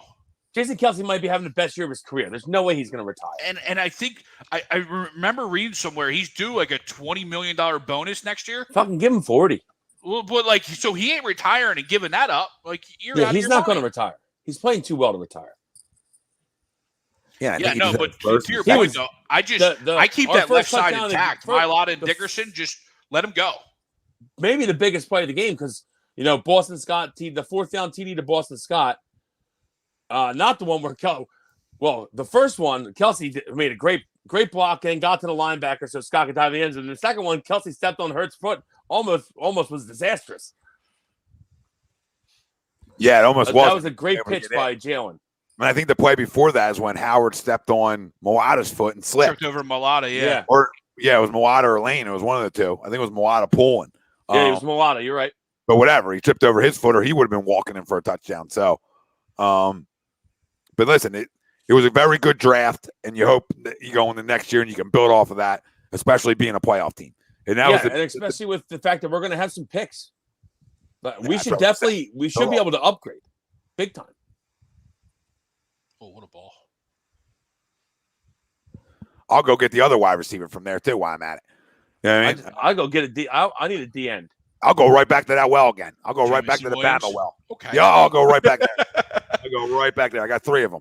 And you can stick him back there on punt and kick There's like return, too? there's like 3 kids on Georgia's defense. I wouldn't mind plugging in. No, Plug them in. They can not play. against them either. Not against Plug them. them in. Might as well go to those 2 teams. Just to throw it out there to Howie, if you're listening, you got 3 first. If you're going to use all 3, they should be Bama or Georgia players, just helping you out. We're here to I've help. been watching Georgia's defense a little bit. Hey, couple guys out there. Couple guys would look pretty good in Midnight Green. Pretty good. It's And guys that will funny, be too. there too. Guys that will be They'll be there. Yeah. I mean, obviously Jordan Davis is First off, we can get anybody we Right. want. Now, granted, I don't want to trade too many picks, but I would assume we're going to trade one of them. We can get anybody we want. We got 3 first-round picks. Get anybody we want to draft. Yeah, I don't know either one of those guys. I mean, Jordan Davis obviously a top 10 pick, but outside of that, I mean, I would assume their linebacker is Georgia's. The mocks I've been seeing is the Kobe Dean's going like mid-round. You know what I mean? So like he's in the teens. And then the biggest guy that continues to find us in mocks is Devin Lloyd from Utah. Which I wouldn't mind that. I like that more. I probably like the Kobe Dean better. Oh, for sure. But I like, and I think the Kobe's issue is something's gotten better at his pass coverage, but that would be his biggest knock. And I don't even look at it as a knock because they said on the broadcast the guy's been doing defensive back drills to get better at it. I'll take him. Hi, come play here. You want to get better? Love guys who want to get better that are first round guys. He's a smart kid too. Big fucking fan of guys that already want to get better. Yeah. Good. We'll take you. We'll take you right here. I do the due diligence of who you think's the best pass rusher in the draft. All right, and I go get him. Listen, Sam. I mean, you tell me that dude don't go top 10. I'm telling you, you're fucking crazy, right? I'm not telling you what the mocks have is. I'm telling you that's a top 10 player in the draft. Now, am I crowning the guy? No, but he's a fucking monster that can move. The ball, Kyler. He's a monster that can flat out move. He's going top 10 to somebody, right? Somebody, you plug him in and you stop the run. That's what happens. So you want to stop the run? He goes top 10. The league's going more and more running attacks, as you can see. I don't know. Maybe he isn't. I mean, I don't know. I don't really look at mocks. I just go off of what it looks like the player is. It looks like he's top 10 pick. I don't know. Is he not, Greg, in mocks that you see? I haven't seen him top 10, but he's in definitely top half. He's 26 years old. I didn't know he's 26. No way. Really? I didn't think he was that old. Is he 26? No possible way he's 26 years old. I don't even know if he's 26. There's no way he's 26. I don't know that he is or not. But Ethan, I'm gonna call bullshit on that. There's no way. If he's 26, that's crazy. This one I just pulled up got him at 22. I was gonna say there's no way he's 26. He might be a little older. No. He's 20. He drafted 22. Oh, okay. Well, let's get his age. Did he go to BYU for 12 years? I was gonna say, was he on a mission? Did he go to what's the fake school? Did he play in minor league Bishop baseball? Sycamore? Did he play Sycamore for a few? Played minor league baseball for 4 years? Was he the California Penal League? Where was he? Whatever. 22 is fine too. I'm just saying he's a first round guy that could go top 10 depending on the fit, the need, whatever. I don't know. I know people are going to probably say he's too heavy. And Antoine Wesley making plays. I don't know who the fuck that is. I would think the guys that are Definitely still going in the playing first are pretty good football players. Now you mean Will? You mean Twan? Twan. You mean Twan? That was a nice play. Though. Jeremiah, appreciate it, Let's go, brother. Jeremiah. Yep. Let's go, Birds. Got to give Jalen a strong B+, A-. I'm good with that. You don't turn the fucking football over. You throw it enough. You make some plays on the run. I got no problem giving you a Strong B game out of Jalen. I'll give him a B+. No turnovers, like you said. Yeah. Couple big plays with his feet. He lets a couple passes out there. It's the only reason I would say that's a B, not an A. Here's a poll for a family just joining us. And if you are just joining us, make sure. Jordan Davis is 26 years old. Okay, Is he really? I won't even take him in the fucking first round. How the fuck's he 26 years old? I need to see his path to the draft. You know what I mean? I got to watch his path to the draft. How's I he wanna get to watch 26, that Greg? to find out how many years he's. Wow. Did he turn yesterday? All right. as of November of 2021, he's 26. He's born in March 10th, 1995. Guy's old with me. This is Chris Winkie, right? I'm out. Chris Winkie I want was to scrub 27, everything that was said in the last 5-8 minutes out of me. I want to scrub. Want to scrub. 26. Holy shit. Scrub it. Ethan, I apologize. Dan, I'm sorry. He's not a top 10 pick. Full apologies. I might even not take him in the first 2 rounds. Guy's going to be How fucking the fuck 40 is he 26 at the end years of his old? first deal. He's going to be fucking 45 at the end of his first deal. Can somebody tell me how he's 26? Well, you got the extra year for COVID, so I mean, right. he That's realistically 26, Greg. Yeah, but I'm saying if he redshirted, he could be 23, 24, extra year stayed Greg, around. that's another 25. 3 more years, Greg. Yeah, the math doesn't add up. We're adding 3 more. I'm trying. Greg. I don't know. He just turned 26 at the beginning of the school year. How many Greg. red shirts did he have? How many red shirts did Does he he have put 2 on? medical red shirts? He's a big guy, dude. That's a lot of shirts. 2 medical red shirts at JUCO. 2-year stint. What's he got? Rodney, Did he play that minor was, league baseball? Rodney, I thought that was hysterical when it fell, when Jalen was walking to the tunnel. And then once they realized everybody was okay, everybody flipped out. I was like, ha! Right there. Yeah. And then they all gave him COVID. Awesome. Yeah, He about won't the play first, next week now. the second thing I thought was, here we go. This is how this guy gets it. Yeah, Right. he's got it. Oh, he's already got it. But we're good because Minshew will come and Minshew will come and throw for fucking 400, and then we'll have a controversy again. He'll Yeah. freaking carve Dallas up. He'll carve Dallas up, and then we'll be fucking saying, "Who do we You start round can one?" already mark it down that they're going to say Jalen tests positive for COVID in 2 days. He enrolled in Tuesday. 2018. COVID. Yeah, book it. 2018 he enrolled. 2018, he was a class of 2018 for the recruiting class. That was a 20-year-old senior Okay, so he was 23. So what was he doing before then? just hanging around. So there's got to be some red shirt years in there. That was his draft profile or his recruiting We're missing a profile. 5 spot. Let's considering him. Let's say he graduated high school at 18. We're missing 5 there. There's a 5 spot there that we're missing. That something had to happen. If he's class of 2018, that's 23 years old. If he was 26, if he just turned 26. Wow, that's amazing. Guy said spend some time in the joint. Oh, where was he? Does anybody know? California. I'm trying to find it. I can't figure it out. What, he got it scrubbed and he's got his records expunged? Where was No, he? it's not that easy. What's he, an assassin? And Matt Corral is fine now. That's the one thing, John. They said it's a sprained knee. He's fine. But I do think it makes us stay away from that spot. But I think once we What clinch about Joe Burrow? They say anything about his knee? He said No. he was okay. He said he was If good I enough. was a Bengals fan, I have a serious issue with them running fucking 5 straight QB sneaks right there. What are we doing? 15 fumbles. What are we doing? But what does this shake up for? I mean, this shakes up for even a bigger mess next week. Oh my God. I don't know what this shakes up to. What if the Cardinals win? Yeah, I don't know what it does. It just shifts and does it make Dallas play for more or less? I don't even know. That's what I was saying. That's what I was trying to wonder. I don't know. I would think them losing sort of takes them out of the main, a higher seed, and maybe they shut their guys down. Probably it's probably a shutdown day for them. I would assume either way, unless they win. I think if they lose, it's a shutdown day for them. Yeah, but then do you want to lose 2 in a row going to the playoffs? The second game doesn't matter. But I hear They you. might just come out and bury us. Oh, they very well could. I told you, I don't want to see them back-to-back weeks. I don't even care. I wouldn't even have my guys show up the field week 18. I would have a whole fucking practice squad. First of all, I'll tell you this: if we find out that we will see them back-to-back weeks, you fucking make sure that they win next week. You definitely don't win. Is it in Dallas or is it at home? Home. It's at home. It's Okay, here. but still, I don't want to win next week. Then, if we know that we're going to play them 2 weeks in a row, let them win. Even if you got to pull a Jets at the end of the game, you let them win. Yeah, I don't mind seeing the Rams. I know people are scared of them a little No, bit. I'm okay with the Rams. I'll see the Rams. Oh, Maybe Jamal Stafford. Williams just got popped. Yeah, maybe Stafford will throw us 3. I mean, that's all I can hope for, right? I mean, he throws a couple. He's thrown 5 pick sixes, right? Or 4 or 5. He's got the most pick sixes in the league. Yeah, well, you know what happens the week he plays us. Oh, the greatest show on turf. I mean, they might have. I'm not scared of the Rams at all. I don't think I don't like.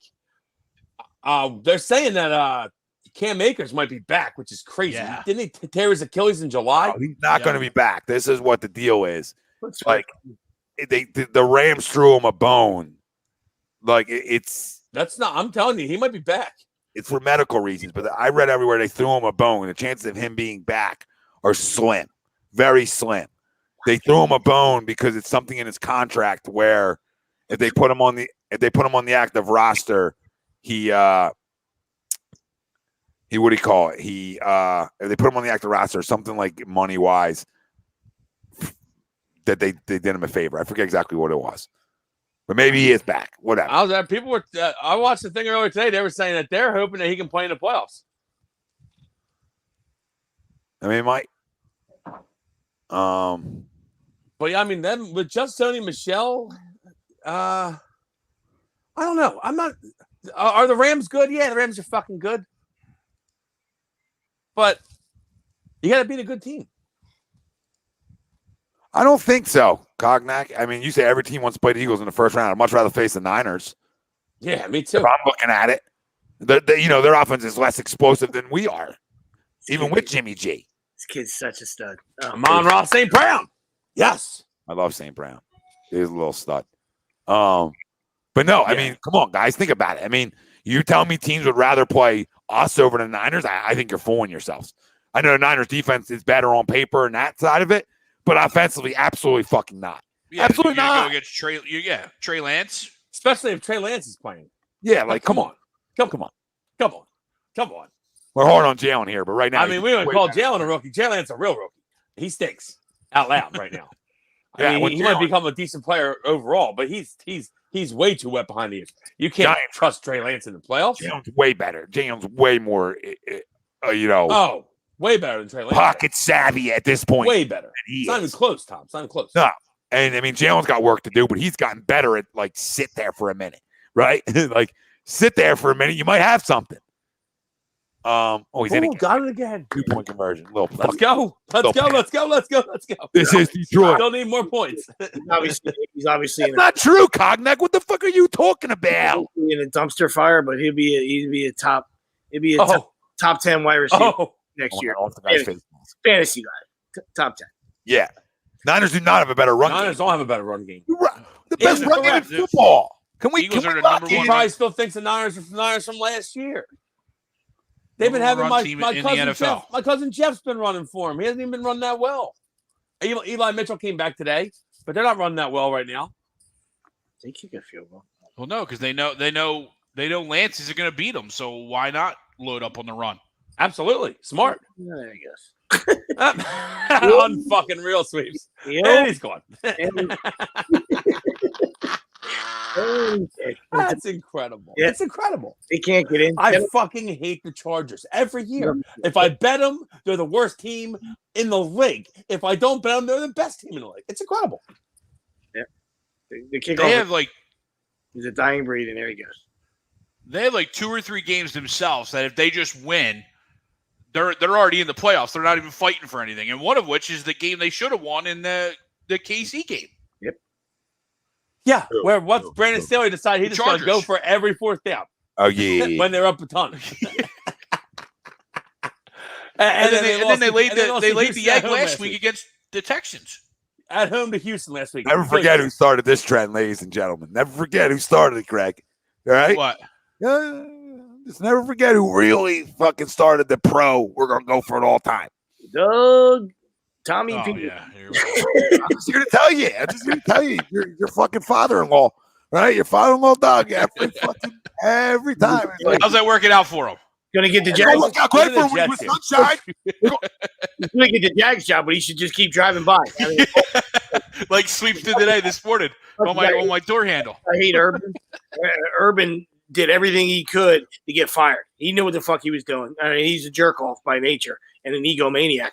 That probably one of the worst organizations. They're atrocious. And we know that there's been a lot of guys, not to, get off topic here. There's been plenty of guys that are studs that had tough rookie years, on bad teams, 1-15s, Aikmans, Andrew Luck, Peyton Manning. I get it. All right. Sunshine looks lost. He looks like he's never played football before. Sunshine, They got to bring somebody in that's like a passing guy. Something. Because they don't have anything going well right there. And they have no receiving core. They're bad. Yeah. They flat out stink. And then Justin Robinson goes down. Now they got Dari Ogunbowale as their running back. Wow. God bless you. I still think he's fine next year. I know you guys do too, right? I still think he's going to be. I think Trevor's going to be a good player. Yeah. But you're 100% but maybe not right. there. He looks lost, but I think like their best course of action is a left, which is a Peterson. Is they got to go offensive guy. They have to go player friendly, right? They have to go to complete opposite of what Urban wanted, right? Right, and then they'll be better. I mean, listen, they're going to get the number 1, number 2 pick. They're probably going to get another good football player, but they're a long ways to go. Sweeps' point, and this sets them back. But Bengals are smoking cigars in the locker room. But I still think he takes a big jump next year. But that's all depending on who they bring in too, because they can't butcher this. They can't butcher this hire. Bengals made a good move drafting Chase. I mean, what an easy pick though, too, right? Hey, remember that guy you used to throw to? We'll bring him in. Yeah, listen, it's a smart pick. Trey Lance going deep. Oh, he's got him. Debo. Touchy. Oh, now everybody wants to play us. There's Trey. Here we go. Yeah, Mike, hire Adam Gase. Really call it a day in Jacksonville. I love that. I forgot about that idiot. That's the only thing. That's a fucking disaster cherry on top. That's crazy eyes himself. Yeah, that's all they're missing. Dude, that's the greatest thing of all time, though, is when he was introduced to the Jets and he had that crazy eyes fix. Can we just fire him immediately? You knew it wasn't going to work. It's already done. Just fire him. Man, I can't even see straight from doing it. The guy was just like, it's the craziest shit I've ever seen. Like, dude, do you blink? Like, who does that? Do you blink? You got a blink issue? Might want to. We're gonna hand the key card back, please. You got a bulge issue? Yeah, what's going on? Throw some sunglasses on. Oh, stop it! He's like Tony Sparano. Throw some sunglasses on that guy. I was waiting for that comment to come back. Yeah, you just wait for guys to I told you they're better than you. I'm not saying they're not, but by how much? Tyler. How much? I mean, come on. I think if you're one of those teams, you're fine with playing either one of us. Yeah, you're not scared of the quarterback. Yeah, and they're playing Houston. Guys, come on. If San Fran's not moving the ball against Houston, they got issues. You're not scared. Yeah, you're not scared of the quarterback position. Absolutely. So, but Debo's special. I mean, Kittle's an issue. Brandon Ayuk, they got some playmakers. Yep. Our run game is better though. To Cog's initial point. That's where he's wrong. Yeah, we have a better O line and a better run. I would agree. Now, if Eli Mitchell's healthy, that helps them. And like you said, Debo, Ayuk, Kittle, they got some weapons. Arizona looking to pour it on. I love it. Put it in the end zone. Wow. Love it. You want to talk about beating nobody? I took a money line. Love it. Go, Kyler. Since we're having a conversation, you want to talk about beating nobody this year? They got a lot more talent than us, Dallas. And please let us see Dallas. Nobody would want Dallas. Nobody with a winning record. Just to let everybody know. Nobody. Besides us. But at the time, we didn't have a winning record. That's interesting. Right? Like they do not have a signature win, the Dallas Cowboys, in terms of beating somebody of upper echelon. They've lost 7 games. New Doesn't England. mean they're not good. Doesn't mean they're not New good. England, but they gave them that game. Remember? Was it New England? They beat New England in overtime, but New England gave them that game. Did they not play the Rams this year? You got the Chargers. They did again. How you determine? They did beat the Chargers. They did beat New England. They lost to the Broncos. They got shellacked by the Broncos. Yeah, at home. They beat the Saints. Embarrassing fashion. But that's it, right? To your point, Tommy. And so that's that. What's that? One guaranteed playoff team, maybe 2 with the Chargers. Yeah, lost to the Chiefs. Lost to the Chiefs. Lost to the Raiders. Yeah. Lost to the Broncos and lost to the Bucs opening night.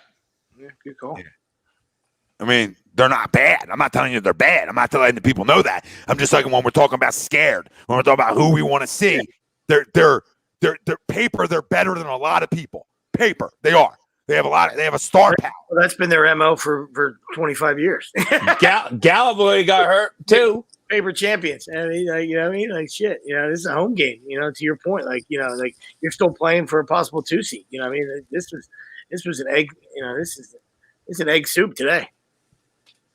Our signature win is the or is it who they are? Good call. Our signature win's the Broncos. So I'm not over here puffing my chest like I'm somebody. I'm just making the point though. Like you still got to win football games. You're still a good football team. But when you break it down, like if somebody's saying you're not scared of us, well then you shouldn't be. You know, yeah, I don't think we're very good. So, but my point is that you should want to play the Cowboys. Then they didn't beat nobody either, really. I would agree. I'm in full agreement, Tom. Kyler out there throwing YOLO balls. But I think we're better. This is what we are, right? We're tough. You dropped it.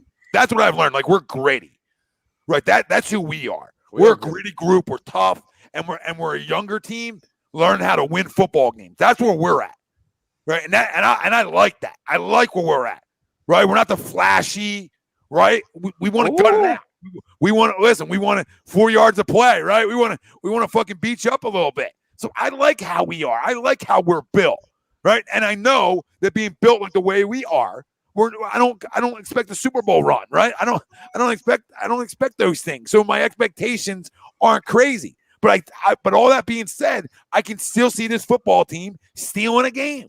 If they get in, I can see them steal a game. They have that look of that, like you talk about the hot teams down the stretch. Indy was one of those hot teams, and they crashed and burned today. Right? We could have lost this game. They're an 8.5 point favorite against the Raiders, and they lose outright. They lose outright at home. So like the point is, just because you get an easy game or a game that's supposed to be a win, right? At home, you can't close a deal, right? And then you look at us, and people are saying, "Oh, you play Washington." Okay, but we got another win.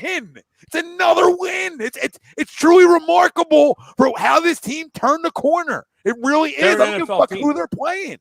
I don't care. They're not supposed to be a playoff team. Even with these easy games, they're not supposed to be a playoff team. And guess who's knocking on the playoff door? Hello, we're here, and we're here to kick some fucking shit in. That's what we're here to do. I know we're having fun with it, but to Joe's point, like I would say the Saints would be the Eagles' signature win. Yeah. Not the time. At the time. Yeah. Heinicke, I know the Raiders were good. Defense. Yeah, they had I think they had the top rushing defense going into that game. I know they had Trevor Siemian. What, not the Lions? You can't tell me, okay? You can't tell me that I understand the Raiders are tough, but they're an 8.5 point dog and they go in somewhere and take somebody's fucking lunch money. So my point is, any given Sunday, you play who you play.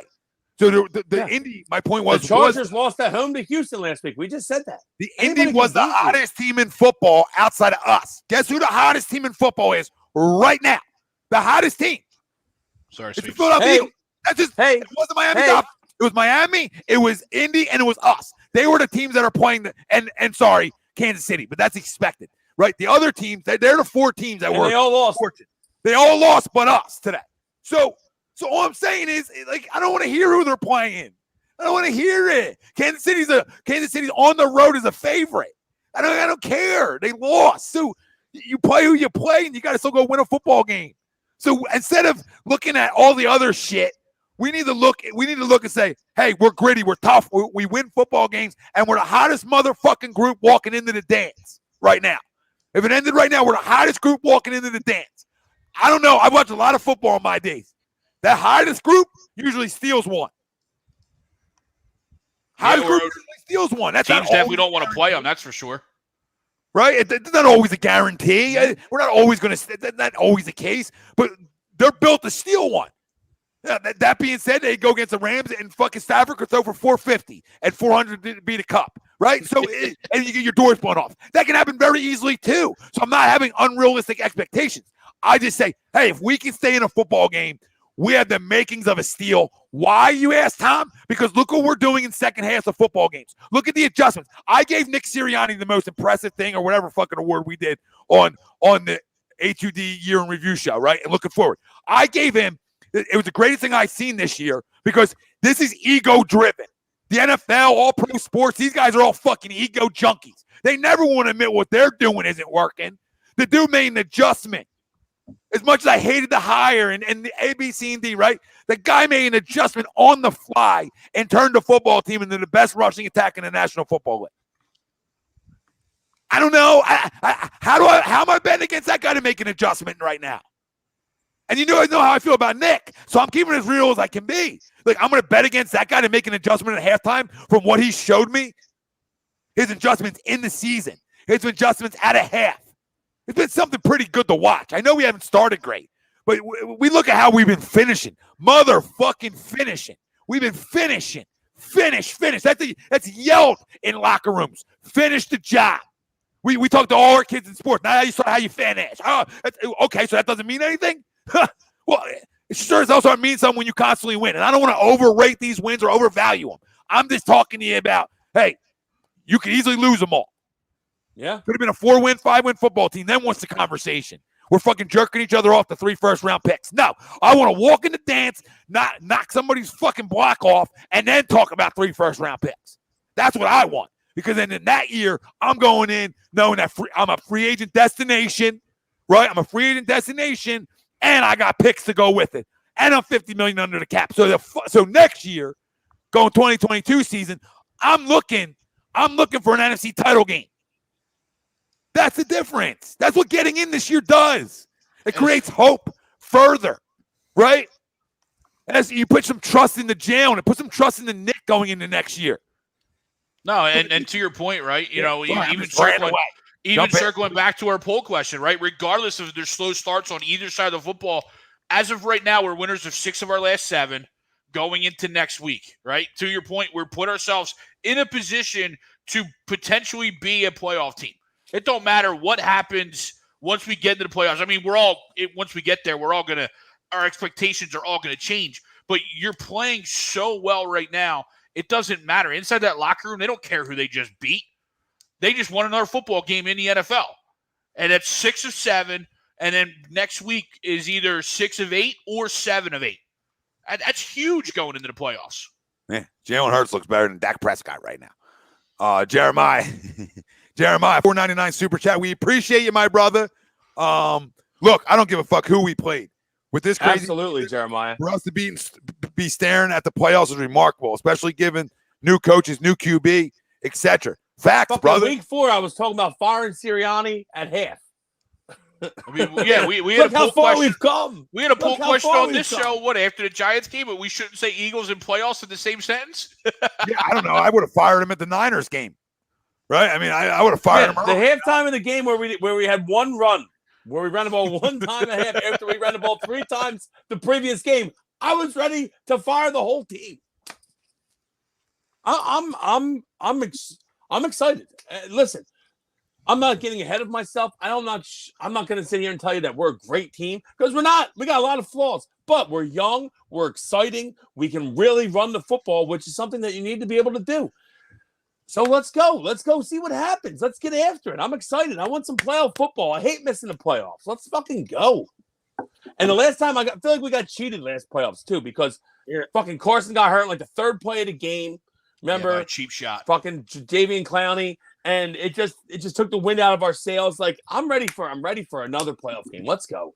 Oh yeah, as a guy, take it from a guy that never makes the playoffs. It's fucking boring. So enjoy it and fucking embrace it and fucking get fucking fired up. Especially like you said, especially if you can ever get one. On the East Coast or outdoors in this kind of weather, you know what I mean? With the way this team is constructed this year, you know what I mean? The way they want to get handsy and the way to run the football and the way they're constructed, the way it's happened like the last 10 weeks, you know what I mean? You love to get that freezing cold, maybe not, as Will said, the frozen tundra of Lambeau Field. I was going to say, maybe I don't want to see Green Bay, but that is the most likely place to play where there would be shitty weather, though. Problem Bill, is, I just started to count after the Chargers lost, Bill. So, yeah, I mean, same thing, though. If you go back and include that, I just started to count once we started our winning streak and playing well. 7-9 is but still, 7-9 is really good. Yeah, I said 9-2 when we started the show. 9-2 in your last 11. I mean, that's says a lot about how you're playing as a football team. Yep. Give a fuck who's on your schedule. It's a lot of games. It's a lot of games. So that sample size of winning now is a lot. It's a lot. It's a lot. 1 week you can tell me, oh, you just played so and so. That you can do that for a week to me. But when it becomes long, you can't just tell me, oh, well, you just played so and so. Come on, that runs out of ammo. You run out of ammo using that because you're constantly winning. So it doesn't count. Doesn't count. So if you, you know what I mean, I'm not saying this, but if you had, you're not going to play fucking sweets like say tomato cans in the playoffs. But what if you have an easy road to the Super Bowl? It doesn't count, right? Like if you got all the easy ones. Yeah. So somebody beats us in that one. Don't count that all win. the easy ones. Don't count that win against us. That don't count. We were easy. Team that's chance to win 10 games shouldn't be looked at as an easy game for anybody. And I think when you look at this playoffs, even this is expanded, right? You're still looking at teams 6 and 7 that are essentially 10-win football teams. Yeah. So those teams can go beat anybody. Mask. You know what I mean? Like the Niners can go beat anybody. They can't, right? So when you look at us, the Niners and the Eagles, those 6 and 7 win teams, or sorry, not win teams, but seed teams, they literally had the makings to be able to beat somebody. Nobody can say they can't. I look at the Niners like, look at us. They're tough. Like you better be careful if you think it's a cupcake. Just be careful. And neither team's loaded, right? I think both teams are, and I don't give Kyle Shanahan credit for shit, but at the end of the day, he always has his team there, right? He's always had his team there with not really having a quarterback. So right, I got to on Jimmy G. Right, I got to give the guy some credit because I would take Hurts over Jimmy G. But they're different. Jimmy G is the fastest getting rid of the football in the National Football League. Nobody gets rid of the ball faster. So they're different players, right? Yeah, and I mean, if you look at wins and losses, he usually wins. Now it's not always because of him, but he has a very good win-loss record. So there's also that to go. I don't know what's happening. We're not going to cover this. I had a good lineup going where I had Trey Lance in it. Trey Lance had a pretty good game. We're not going to fucking cover this. What is Kyler? Oh, they called that back. Send him back. Hold him to 3. Where is Swift? I mean, it's. Wait, why is Swift not in the game? It's That fool. you just want to fucking body slam fucking Campbell. Just go out and say that he's not going to fucking barely play. I mean, he had to go out of his way to say, "Oh, he's healthy. We're going to just belt count." Yeah, I heard the same thing, Sweeps. I should fucking know better. You know what I mean? I should fucking know better, right? What's he doing? Sweeps not much at all. Really fine. That's Dan Campbell. That's why they're fucking a horse shit, right? Fucking lineman throwing the ball over. Sweeps has commented about how much he likes Dan Campbell multiple times this year. Yeah. It's over. It's done. It's done. Once you go Sweeps' bad side with it, it's a wrap. Yeah, the honeymoon's over. Oh. Yeah, we're handing off to Deebo Samuel now. That's great. Oh, it is great. Hold him to 3, please. I need a TD pass to Ayuk is what I need. Yeah, Dallas is 1 and done, 40 boy. It's written all over them. And that's not even me being a homer. That's just me telling you. They're 1 and done. 1 and done. They're hopefully built against us. Yep. Hopefully not. Now Denver wants to make plays, huh? No, I don't want to play them because they will beat us. I just have that bad feeling.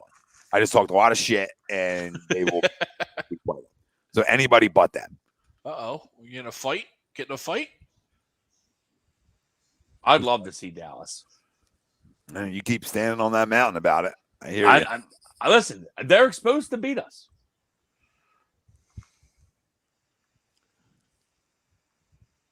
Oh, Noah Fant. Need 46 more of them. Hold that hope. Maybe it'll get 3 onside kicks in a row. 46 more of them. Fucking idiot. I mean, who bets the Broncos? I would love to just absolutely step back and fucking punt myself in the dick. So I did the same thing, so I'm right with you. You know why? It's because I was like, Chargers are such piece of shit scumbags. Yeah, it's usually close. I mean, fuck. They'll find a Get way. 8.5. 8.5. What? Yep. That's what you should have told me. Sorry, I did take the Cardinals money line. This game isn't over, but it's looking good. Cardinals or Cowboys are on at the 20 right now, so Yeah, I'm watching, Greg. Every week they fucking give you something. They give you something, and I told Tom this millions of times. oh my God. You just fucking wait. I took the Panthers too. You surf around. You fucking you drive around. You drive around. You drop some chum in, and they're gonna leave you one that you can go a fucking dime with. All right, like. It's a reason why I don't fucking have money, because I'd be betting fucking $75,000 today on the fucking Bears if I had it. Oh yeah, Bears were a gimme today, huh? Fucking Giants quit. They quit like AB. Playing. They've stopped playing. What a horrible fucking organization. Keep fucking switching your Love chest. to see it. Keep Love sticking- to see it. Love to see it. Oh my God, catch the ball. Keep pounding your chest and all your Super Bowls and all that good stuff. 56 years ago. Love to see it. Yep. 40 boy. That's what we're here for, brother. Oh, he missed it. What a bum. All right, now the Niners field goal. 40 boy, we ran into some bad luck doing live reactions, so we'll see about potentially maybe bringing them back. Yeah, I mean, we do them, but it's just Maybe. bad things seem to happen. Yeah, no, as I said, we ran into some bad luck, and we felt it was better for us as fans to. We're going to the parking lot next luck. Sunday, though, right? Are we parking lot next Sunday? Yeah, unless it's changed to Saturday, then I'm not. Why are they going to change to Saturday? I don't know. They could flex it. All the games are flexible next week, so they can have the best games. The best scenarios playing out on TV. Yeah, well, ours shouldn't be a top scenario, I don't think, right? I don't know. Well, hopefully we get in today and it won't be then, right? We're both fighting for seeding. We do live stream drafts, though. We live stream every draft, and we live stream games. I mean, we do live stream Sixers. We do live stream. We've done live stream Eagles. We do it. But we started having bad luck with the Eagles this year. Every time we did it, they were losing. So then we went away from doing it, thinking it was our fault, and they're starting to win, so maybe it was. Winners of 9 of 11. Winners of 9 of 11 after that. Yeah, I don't think that's right, though. They were not 0-5. No, it's not 9 of 11. Yeah. It's 7 of 9. Yeah. 7 of 9. We were 2-5. Sorry. Yeah, you get a little giddy there. I know. 9 of 11 sounds sexual, though. So yeah, it sounds amazing. 9 of 11. Woo! Sign me up. I was just trying to do the detective work. You know what I mean? Like, shit. Were they 0-5? They were close. Huge win over the vaunted Panthers. They keep that from being 1-5. Oh, that's what I was gonna say. Of course, Wilson bet the Panthers today. His buddy Sam was back at the QB. The Panthers were a gimme today, Greg. Come on. Now that I said that, they're not going to cover, but they just missed that fucking field goal. Getting 8. What the fuck are we doing? 7? Might have been 7.5. Sam, I am. That line was I don't know where I got was interesting. 9 of 11 from. Like I saw that somewhere too. That doesn't even make sense. So I don't know where I got that from. It's all right. You're good. 7 or 9.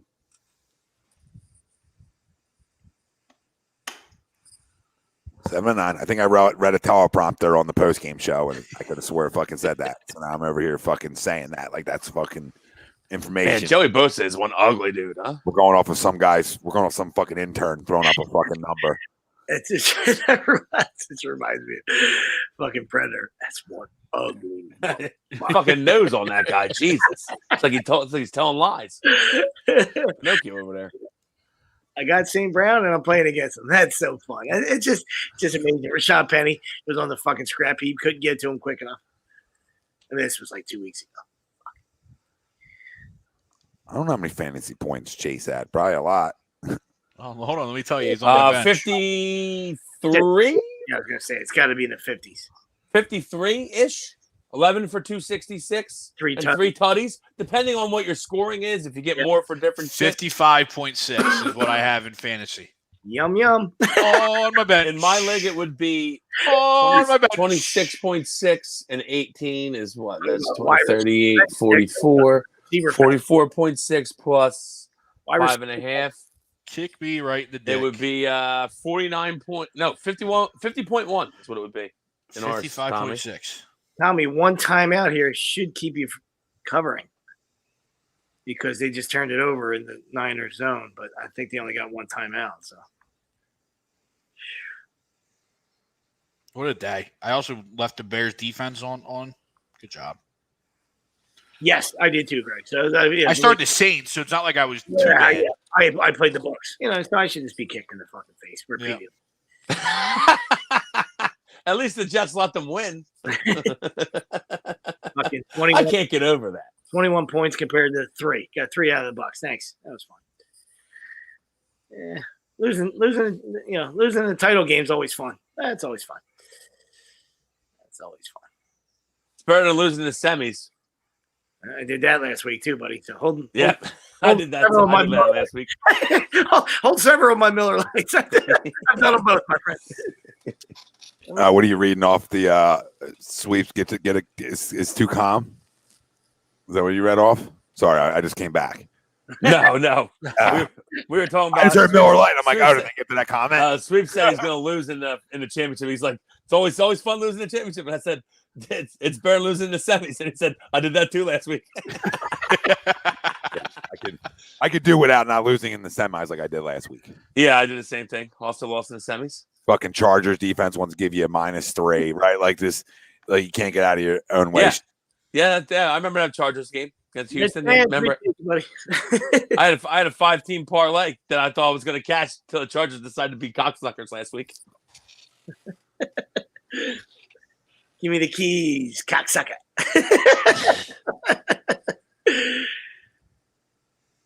Oh, Mon-Ra St. Brown's having a day, huh? Yep. Mm-hmm. Braxton Berrios, though. I gave Braxton Berrios out today. You gave out St. Brown too, didn't you?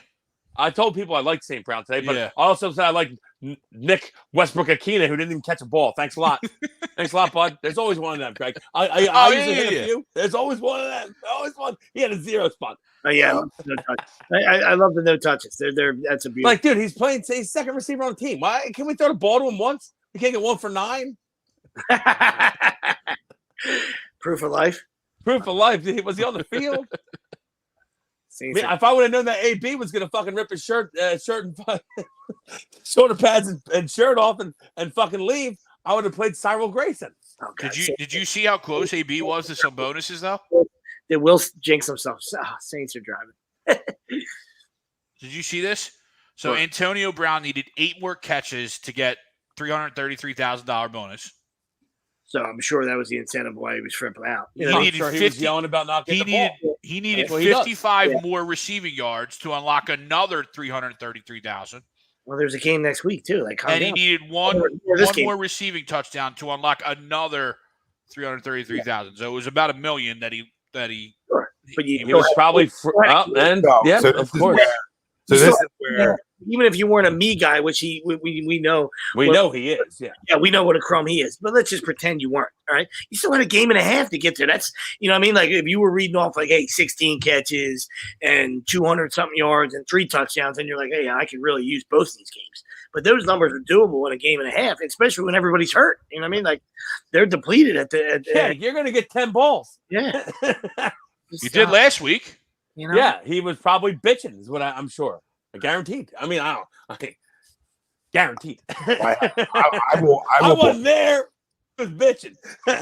I'll book that he was bitching and he wasn't getting those incentives and probably thought the team was out to get him. Guaranteed. Because he had, listen, he was targeted fucking 5 Saints missed the extra point. You're gonna need he was targeted 5 times. He was targeted 5 times today. So if that's really what his gripe is, we know he's a piece of shit. What do you get? 7? No, I got 8, right? Is it 8? Yeah, we're on a push right now. Wow, really get that. And he's Shankopotamus. That's incredible. Vegas. I think it was 8. Fuck, it might have been 7.5.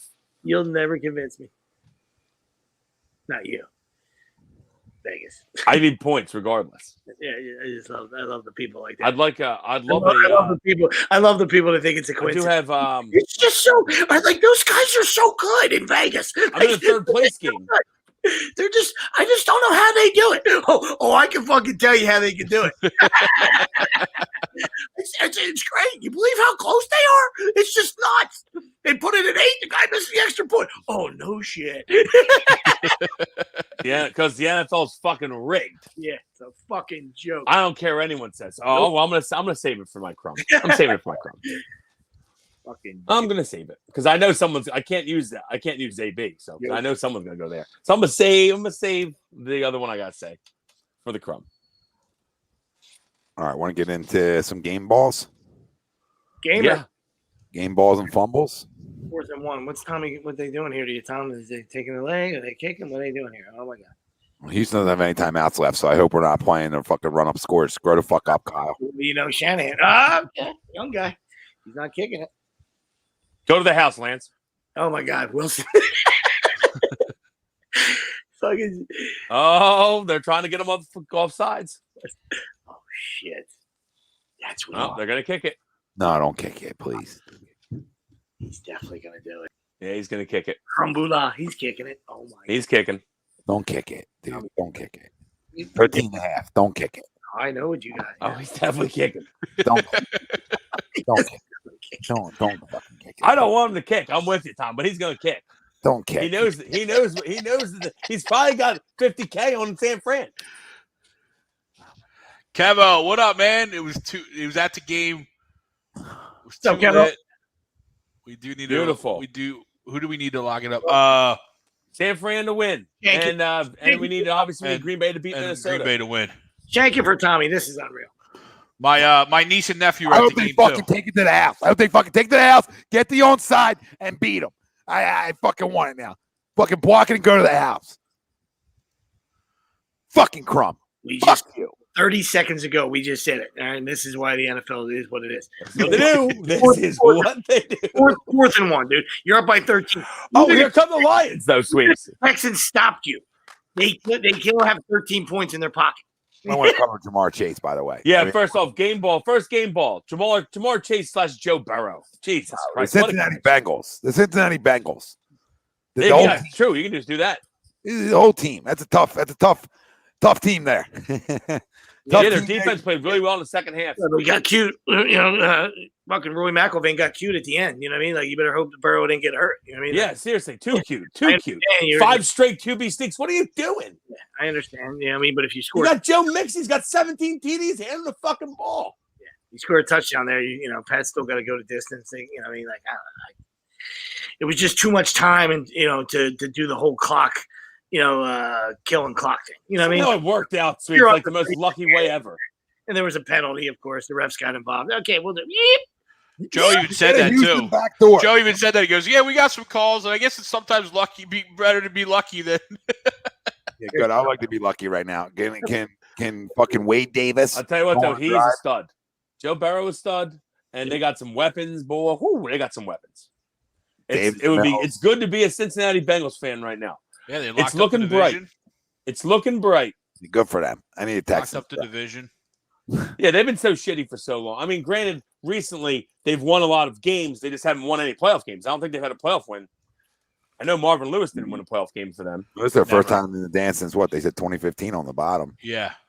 Oh, yeah, but they went 6 straight years with Marvin, didn't they? And lost all of them. Yeah, Marvin was like 0-8.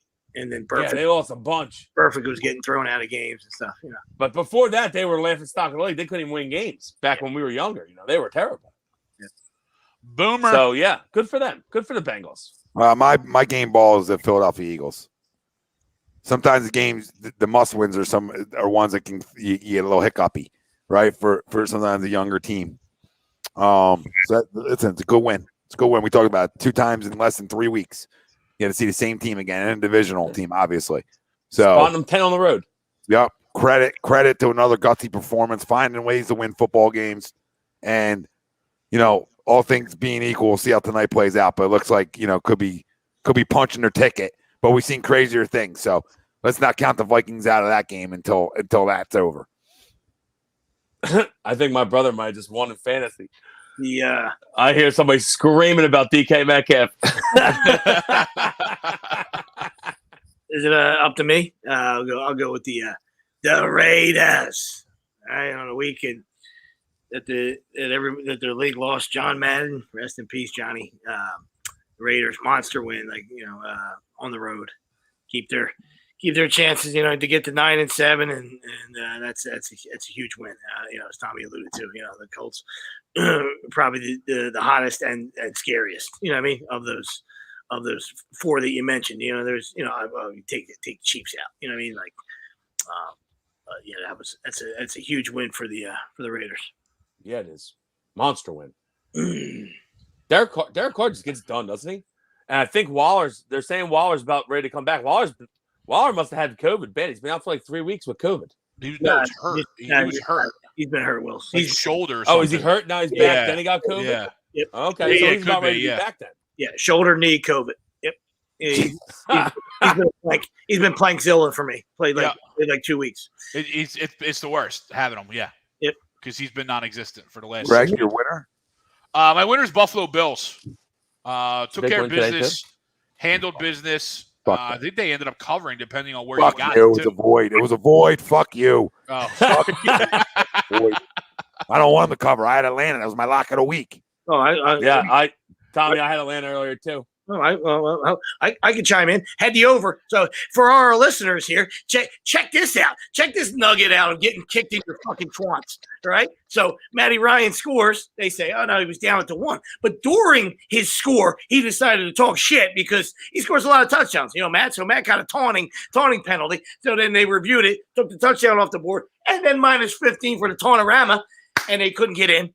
And I saw that, Sweeps. NFL 44. So right up your ass for the over. There you go. What a fuck. Yep. I mean, it also goes right to me and Tommy as well, who also had Atlanta. So yeah, and just right there, and there you go. Just join in. Thanks, guys. Thanks for playing today. Using the whole cover. Feels like Atlanta's played their is best. Matt Ryan really talking shit? Like what? That's what I'm saying. You're down. It wasn't a tying touchdown. Like what? Was he even talking? Is this a bad flag? I gotta know who threw this flag. Yeah. And how much? I gotta know who threw this flag and how much. He had on the Bills. I need to know what is your agenda, sir? I need to just ask. Was it Tony Correnti? Steve Donahue? That's Tim's brother. Fucking Seattle game. So okay, he just got taken off the fucking field. Looks like Davis Mills will have one more opportunity, right? Are they going to get this? Fuck you, Davis. Now you fucking 2-minute drill. How about a backdoor cover, just for a Houston feel good story? And in the game, I thought that I had a backdoor cover opportunity for Detroit. Seattle decided to go down and score again. Hey, one for the massage. Give me one for the massage. I need Swift to break one for 100. All right. I would be okay with that as well. Yeah, I have no fantasy implications anymore, so I'm just here. Last guy. I'm holding. I got third place that I win my money back. Yes. So I would take it. Yep. In the one I lost the semis, I got third as well, buddy. And then obviously I don't have it yet, but I had a pretty good game so far. I got AJ Dillon tonight. Yeah, that's like being a number 1 overall seed and going out in the semis. Had David Montgomery and Devin Singletary both had good games. That was me. CD that wide open. 11-3, buddy. 11-3 got bounced. And I got him too, who did nothing last week. Tommy, I hear you. We have like similar teams. I lost by 4 points in the semis last week. Fucking Dallas put up 63 on Sunday Night Football. CeeDee Lamb got me 7. Thanks, guy. Lost by 4, got me 7. Your team put up 1,000,000 points. Thanks for coming. Thanks.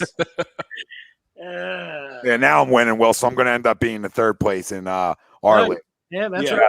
I don't know if I get anything for that. Second loser. It might be something. Well, I already came in first, so I know I get something for that. Yeah, you get something for that. Yeah. So now can I come up in the money, right? Can I come out feeling good about myself? A little walking around money. A little fucking 3rd place walking around money. Love a little fucking walk around money. Makes it feel all worth it. To block Chandler Jones.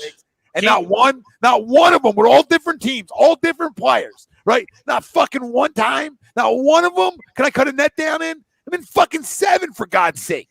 Fucking 7. I might be my crumb in a week. You know what I mean? I might You're be in my own 7 leagues? Crumbs. No, 6, I think. Too many. Either way, that's too many. I'm not a no guy. I'm a big yes guy when you get to know. Apparently. And especially last minute, Tommy and I got the last minute invite. Oh, that's out. That's out. That's Fuck you, out. Dallas. Fuck you guys. Eat shit. What's up, Matt? No, he wasn't What down. up, That's out. That's out. Why don't you hold the ball, Dak, you pussy? That ball's out. Out, way out. Oh my God! Jordan Hicks made the play. No, it wasn't Hicks. No, it wasn't. It was Simmons was there, but Hicks Simmons. was It there. was Isaiah Simmons. Isaiah Simmons, Greg. Don't start fucking giving credit. Yeah. We're the punch. Let's relax, Greg. Simmons punched it out. Peanut punch. Peanut puncher. I love Simmons, Simmons, though, Simmons I mean- by the way. Stud Everyone was wondering where he was going to play coming out of college. all over the He's pretty field. good. Yeah, that's where you play. On some grass somewhere. I mean, if you ever watched Clemson when he was there, he was all over the field there too. Oh, I know. Well, he just need to get a little bigger, Greg, Greg. he almost sacked him too, and he came all the way back. Oh yeah, I'll punch it out now. Listen, their GM, when they drafted him, he was fucking rock hard. Oh, yeah. Rock hard talking about him. So, you know, I expected this. They've drafted pretty well defensively. They really have. Yeah, Chandler Jones is a good trade. He just pile drive. Yeah, that hurt. That hurt. Hey, buddy. Oh my God, did Van Der Esch break his arm on that too? Like, Hey, Eno. you don't feel that? Benjamin, how you doing? Yeah, he's like, dude. Oh my How's God. your neck? All right, game balls. Let's get back to this. Fucking. Well, next thing we know, we won on 12 again, which I have no problem with. But you know, we'll say, hey, we'll start at 5 tonight at 4:30, and we'll fucking still go to 12. My other ones, these late games really aren't fucking. Yeah, they're not done really. So Well, But- Well, there's they nothing really- good about him. There's nothing really. There's nothing Game really. ball-ish. could be Russell Wilson's last game in Seattle. Tennessee Titans get a game ball for me. I know. Listen, they're facing one of the hottest teams in football. All those stretches come to an end. We know that you're not going to win every game. So Loves Tennessee today. Dolphins were due for one, but they're getting them a game ball because if you look at if it ends right now, they are the number 1 seed in the AFC. So all that they've been through as a football team, and Mike Vrabel got his guys still number 1 seed in the AFC. They control their own fucking destiny next week. So fucking And they still just churn you. They just churn. They're like, they whatever. got We'll give it to Foreman and Hilliard. Yep, and they got the Texans. So I mean, looking to be your AFC number, bye, and there's a bye. What does a bye do for I them? think the Texans already beat them too. Yeah, so that looks like a game. Yeah, the Texans beat him. Yep. It looks like a game they should go get, but just they get a game ball. They're tough. They're physical. We talk about. They're like, I love teams built like that, right? And Mike Vrabel's done a fucking tremendous job. I mean, you've been without AJ Brown, Julio Jones, Derrick Henry, right? Not today, but in general over the last X amount of weeks, and you've found ways that be resilient. And I like those resilient teams. And those resilient teams might not cut the nets down, but those resilient teams, I fucking like. I like them. And just once like in a their while they coach, do. And imagine AFC mirror of the Eagles. That's an AFC mirror of the Eagles. A lot of similarities there. You know what I mean? Yeah. Right? Don't Tommy, they're just like Vrabel was. They're a tough fucking team. They're just a tough team. Yeah. Very tough. They're tough in the trenches. It's gonna be you got to play hard-nosed football to beat that team. And imagine if this bye week that they potentially could wrap up allows them to get some sort of Derrick Henry back in some capacity. That's a possibility. There was rumors that he was potentially coming back this week or next week. Is he though? No, you get that first round though. That's You the get whole the first thing, Greg. round. I hear you. That's what I'm saying. That's 3 Everybody weeks else has from to now. play, Greg. You get the Yeah. first round. Everybody else has to play. Now you have your chance. The number 1 seed's huge now. But now you have your chance that the Chiefs get knocked out, right? Like, right. You have a chance for because it's one game, right? So like all these chances start adding up where your second round game may be a little easier depending on how things go in the first round. So it's crazy that one team gets to bye because it really opens you up. Like for instance, like Tampa can get knocked out in the first round in the NFC, right? So it changes the whole course on where people think. All those other teams, the Rams could get knocked out, right? So you look at that, and having that 1 seed for each conference is so fucking important. It is. Sam, can we get in the end zone, please? step out. Where's Swift? Where is Swift? Oh, he is out. He's out. Oh, yeah, they probably still won't put him in. Let's get Swift in the end zone here, Sweeps. Devlin, who's Oh, my God. Sam Darnold. You don't see that guy coming? Wow. See ghosts, but you don't see him. Interesting. All right, some fumbles. We did. There's really not a lot of game balls. Is Dev talking about somebody on TV or one of us? I don't know. Fumbles got to go to, for me, it's got to go to the Colts. Absolutely. That's a bad loss at home. When you got a lot of stuff in front of you there. Really bad loss at home. I understand that Oakland's a tough team, or Vegas is a tough team, sorry. But that's just a bad loss at home. I know Carson was 1 of 7 at one point. I think he ended up with not a good game at all. 8 of 17 for 90 yards, maybe. Taylor had a good game, but less than what you would expect. Great job by Vegas, but that's a missed opportunity and a fumble from the Colts. Sweeps. Absolutely. Not going to get it, Sweeps. He's not. It's not him. Yeah. It's unbelievable. Yeah, it's Williams. I know. Can we get a sub? Sub. Guy fucking pulled something. Get him out of there. You open for Williams to give the paddle. He's in. He's in. Oh my God. He's in. Now they're definitely throwing. Oh my God. Play action. He's going to throw it to a tackle. Throw it to a tackle. Yup, tackle. Throw it to a tackle. Oh, here comes Sewell. Mute. Oh Insertion. Hike it. Oh, they're throwing. I thought you fucking play action. Rolling the other way. He's going to move. Throw it to him. Oh my God. He spiked into the ground. Still got hope. There's still a chance. Yeah, it's over. They don't want him to score. No. Dan Campbell. I mean, I was your biggest ball, Sam, that's a good ball there, Sam. That's what you get, Don. Fucking That's what you get, Don. My other fumble is when you get 50 put up against you on your ass. So that's a Jacksonville. Oh, yeah. 50 burgers aren't good. Like you lose, you're not expected to win. You get 50 put up on your ass and you score 10. Now they took him out. Oh, my God. Yeah, he's not in anymore. Now they took him out. They're going to run it now. They'll run it now. Yeah. Look at this. I should be a fucking linebacker. Point it out. I should be a fucking linebacker. Point it out. Wow. And the late spike, you're down 40. Oh, did he catch that? You're down 40. He's spiking it. Like first Roughing the passer. Let's get a roughing the passer call. The guy do wrong. Hit him the fucking ball. What did he do wrong? What did he do wrong? It was wide open. Doghouse. Yeah. Guy's like, puts him in for a play. He didn't catch it. Another fumble. You could just combo the two New York teams, the Giants. They're terrible. And I know the Jets weren't expected to win or even be in the game, but when you're in that situation, you can't let Brady go down the field a minute 15 with no timeouts. And it's just That's what he does. I think it was 52 seconds. I can't fumble the Jets because they can't be in the same conversation as the Giants. The Giants are so inept. True. I was just going to do the other way. Going the other way. The Jets are at least on the up and coming. Like they're at least. I agree there. I mean, they fucking tripled wins, quadrupled wins here. Quadrupled their win total from last year. I'll agree. Good job. Didn't they win one last year? Yes. They're still stink though, Greg. I'm not. So I'm right with it. The Giants though are just fold up shop. He's starting to throw the ball better though for them, Tommy. Zach Wilson? And they have nobody right now. He's been throwing to Braxton Berrios, who's fucking shorter Wilson. than the. I borderline wanted to give Wilson a game ball, but I couldn't in a loss.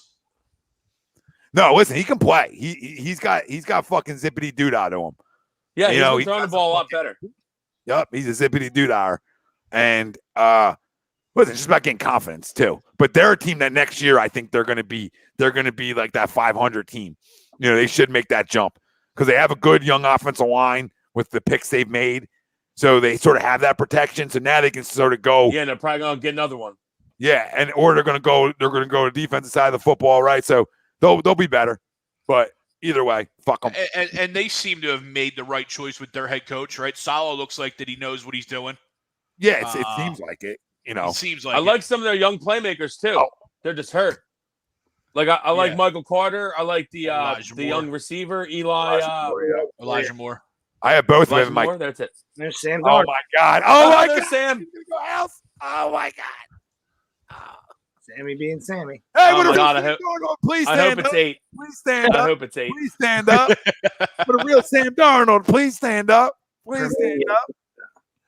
They're playing- My first one would be Tua. No surprise. You know what I mean? Like, Here he comes. probably. You know what I mean? Listen, they didn't play anybody. Stepdad's here. They didn't play anybody in the stretch. Takes nothing away from the Titans. Great job. Titans are a great football team. Love Mike Vrabel. Love everything he's doing. All right, but to have that performance today, you know what I mean? Like, just a disgrace. You know what I mean? That's par for the course with him. You know what I mean? So he just does enough where he's just gonna dump city. Terrible pick. Another fumble lost. It's just, that was your opportunity to shut some people up and make a statement. Whether you win or not, compete, show up and compete. You know what I mean? It's a team game. You know what I mean? So, they got beaten in every phase. You know what I mean? But he's just, once again, just continuing to show that he's not a franchise guy and that they absolutely missed on Herbert. So throwback. every week I love it. He's wide open. Every week I say it. Every time I see Herbert play, I just A little part of you dies. yeah, piece of my football soul dies. You know what I mean? And when I see DeAndre Swift not get the ball from the fucking penis line, from the fucking cut line.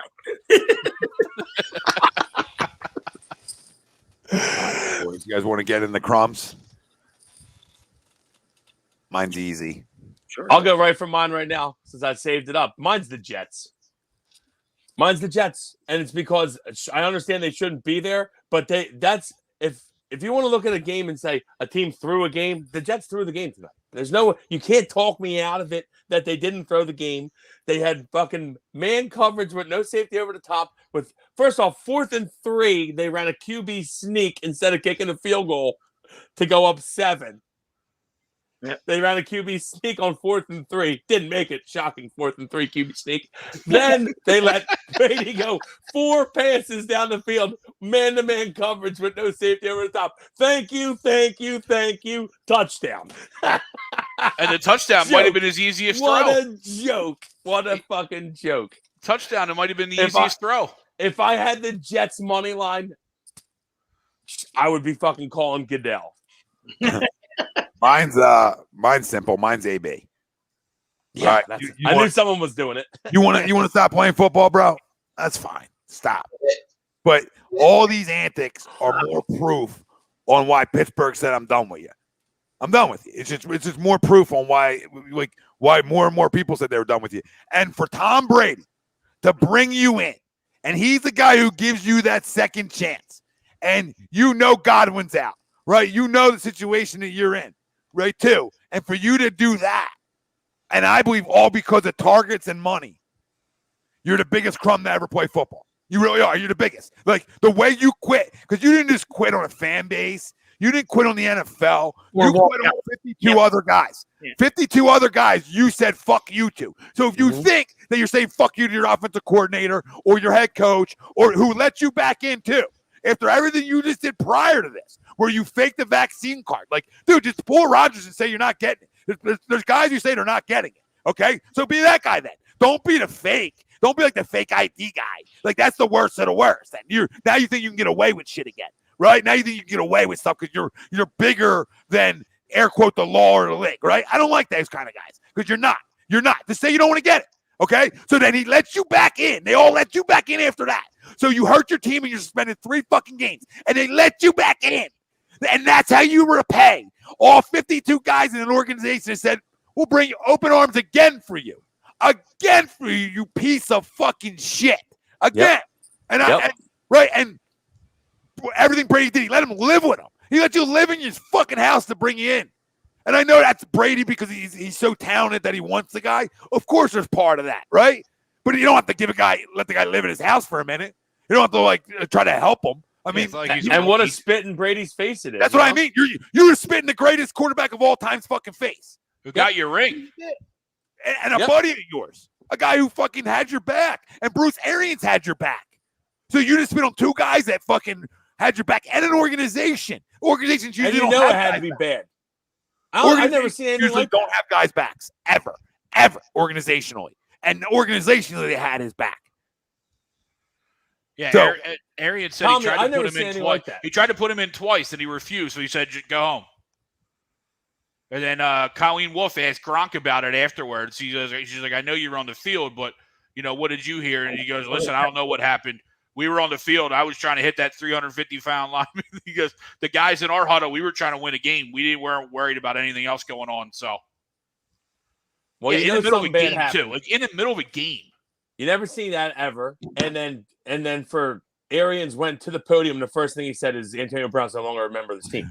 So shit went down. I mean, like, yeah, and dude, then obviously, like you said, saw- Tom, this like how amazing was fucking Big Ben and fucking Mike Tomlin, right? And whoever the wide receivers coach is over there. Mr. Haley. To keep him under wraps. Who was the guy? Years. It was Haley. What's his first name? Todd Haley. Todd Haley. Todd Haley. What a great job by them to keep him under wraps for years. Because he was a distraction. He was doing this, because they even said after he left that he was always an issue, But for years they kept it under wraps. Well, Ryan Clark said. Ryan Clark's the guy who said I wouldn't give him this big deal, and when they gave him the big deal, it turned into a shit show, right? So like, there's guys that said that, like, dude, you could start to see it happening. So listen, people want to say it's CTE. I'm not a doctor, nor can a doctor know if it's CTE right now. So I'm gonna go and lean on the side. Shitbag. You're a piece of shit. Yeah, okay? you're a shitbag.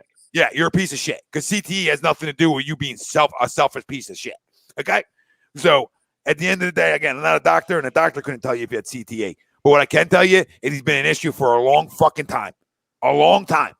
So if he had CTE, it sure doesn't affect his route running. Sure doesn't affect all the other things that you need the brain for, right? So I'll avoid the CTE side of things and say, hey, the guy's a loser. He's a piece of shit. And you just quit on 52 guys who need you sort of now more than they needed you last year with the loss of Chris Godwin. And, man, just shows you that you really don't love the game of football. We talk about it. Kirk Herbstreit talked about it yesterday. Kirk Herbstreit and Desmond Howard talked about it, and it's a different age. And guys, some guys love the game of football. Other guys love what comes with the game of football, right? And it's that simple. Who's he saying has great teeth? We're trying to figure it out. Derek Carr. Sorry. Does he have great teeth? Yeah. Pretty adamant about it. I think he said it a couple times. He might. I don't know. Is it a mouth guard that he's wearing?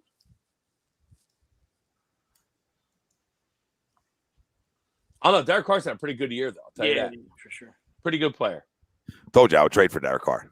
Especially all the shit that's going on there to keep it together is incredible. Yeah, there's no doubt. Especially, Devin, what do you think he's going to say? Gronk. Like, in that spot, Yeah, that's exactly right. Yeah, he's going to say, like, I didn't see it. There's pick. Oh, he fumbled it. Jesus Christmas. Pick it up. Why don't you knock it out of bounds? Pick it up. What are you doing? It's Seattle's ball. What are Penny you Sewell doing? on fire. Balance? They just knocked that out of bounds? Is this real life?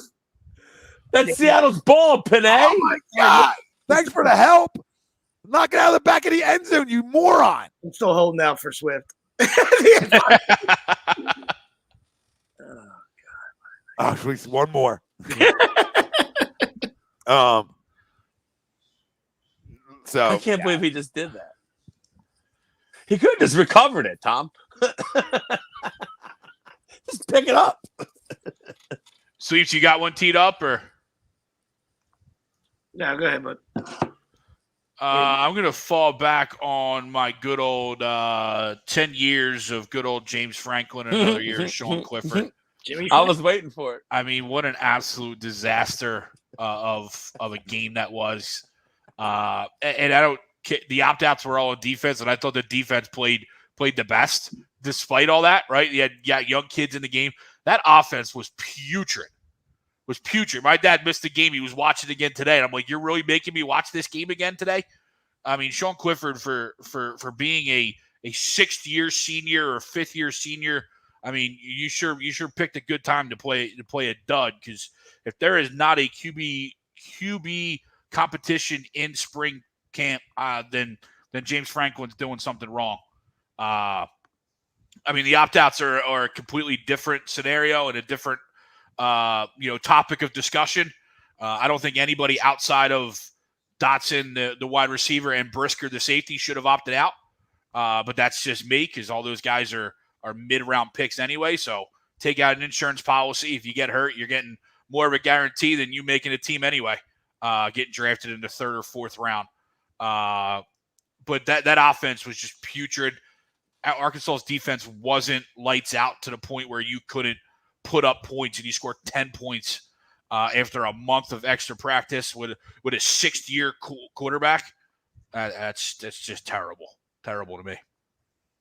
Yeah, no, I'm right there with you, buddy. That's kind of where I was going. I got a little like a crumb and a tip my cap to a guy. So the crumbs. Well, I'm going to tip my cap to Matty Corral. All right, I don't care. I understand. Yes, I'm going to tip my cap to him, and I wish you well, young man. And it sounds like it's not too serious. Knock on wood. All right, but the dude said he was going to leave his teammates behind, and he wanted to go out with them one more time, and that is fantastic. All right, and that's the kind of football guys I want. This is a violent sport. You can get hurt doing anything. All right, and I get it. All right, so the people that opt out, hey, listen, but they want to do whatever is right for them, decision-wise, individually. If that's good for their family, that's fine. All right, that's not. It's just I come from a different era where I just think it's fucking. I think it's horseshit, and I can't fucking stand it. You know what I mean? So I tip my cap to him. So in that same breath, the Crumbs are like the so-called experts that are like that want to fucking take shots at him today and say, "Well, I told you should have sat out." You know what I mean? Like just fucking leave it alone. Keep it moving. All right, whatever side you fall on, that's fine.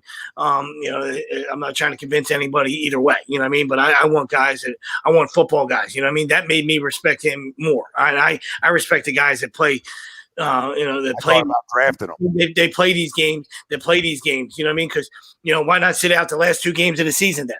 What's the difference? What's the difference in sitting out the Egg Bowl then? Why would you? The Egg Bowl. Hold on. As soon as I find out I'm going top 10, I might as well sit out the whole year. Might as well shut the whole fucking year down. Yeah, exactly. Play. Scared, yeah. If you're going to play scared, ball's out. Then if you're going to play scared, then you are going to get hurt. You know what I mean? So should have reviewed it. It's a topic we can talk about ad nauseum because I know what side you guys fall on, and I'm sure there's guys that we like and respect, and they're going to be on one side, and that's just how everybody views everything. You know what I mean? But to me, it's just it's a self-centered thing. People tell me about the future, and they tell me all this stuff, and that's great. But to me, it's an individual. It's a selfish thing. Why even show up? You know what I mean? To watch Pitt and Kenny Pickett's up in the press box. What are you doing up there, dude? Like if I'm on your team, I don't care. And that's what happens. These guys say, "Oh, Kenny, it's okay, man. We understand. You got a great future." But then watch the game from home, Kenny. Watch the game from home. I don't need Chris Olave on the sidelines in the Rose Bowl. I don't need you in the press box. I don't need you here, trying to give me advice. You want to give me advice? Suit up. Right, pull Shane Falco at halftime, all right, and go get and come running down that fucking tunnel. I don't care as much about guys want to sit out money wise. Do you, right? Like do whatever you want to do, but don't tell me I hate when my biggest crumb of it is when the announcer's like, yeah, guy's sitting out because he's getting ready for the league, getting ready for the NFL. So that's what he's doing right now. Like he's preparing for the NFL right now. Just say he opted out because of millions of dollars. All right, this spare me. He's getting ready for the NFL right now. Getting ready for the NFL right now means you play, right? And most likely you come out of that game unscathed.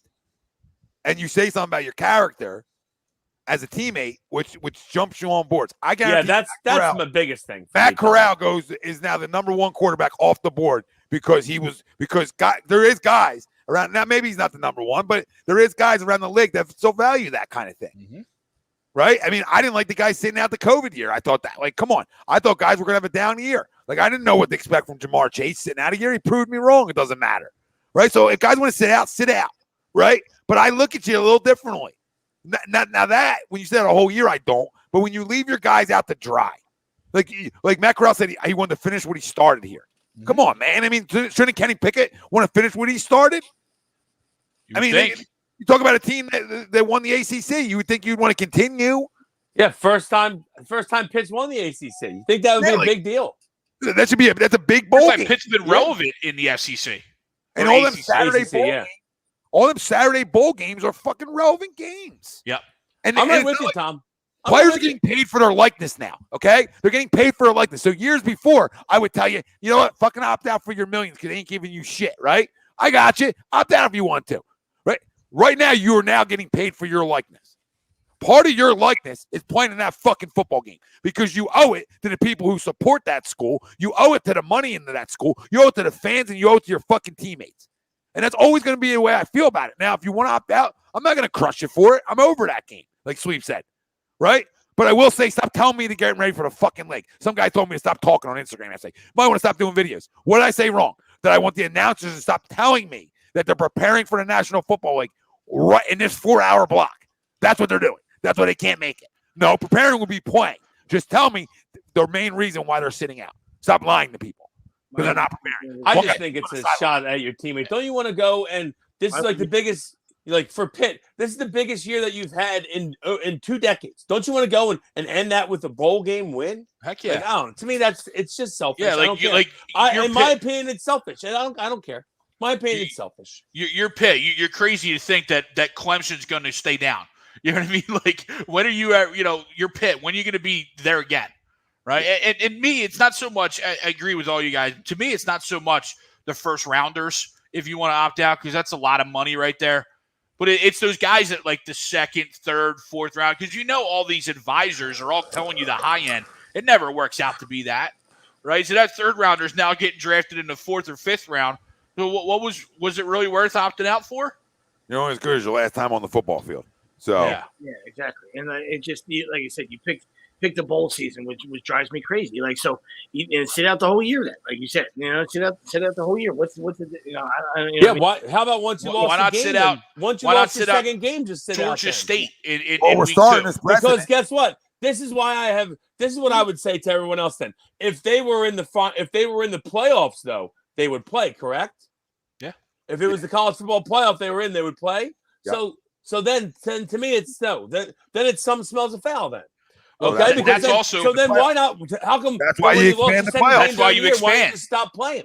Yep. That's why you expand the playoffs. That's why you expand the whole thing. So now I'm not saying you force guys into doing stuff, but you make it, win or go home, right? And if you win, it's meaningful. And I would think a Rose Bowl is extremely meaningful to me.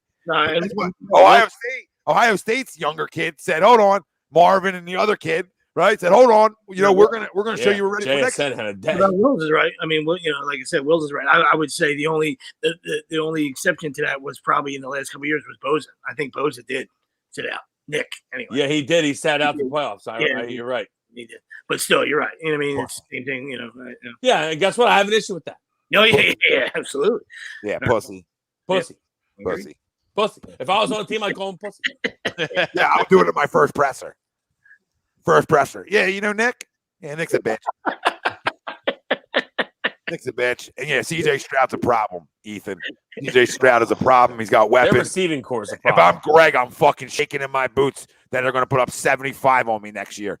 75 piece. Dude, JSN and Marvin Harrison Jr. both extremely young. They're the 3rd and 4th receivers. The other two didn't even play, right? Olave and didn't even play. Olave and Wilson didn't play, but he actually had the best year of all of them. He had the most yards, JSN. Yeah, no, I know, but I'm saying, but they're ridiculous. Ryan Day, you couldn't have gone to another school, please?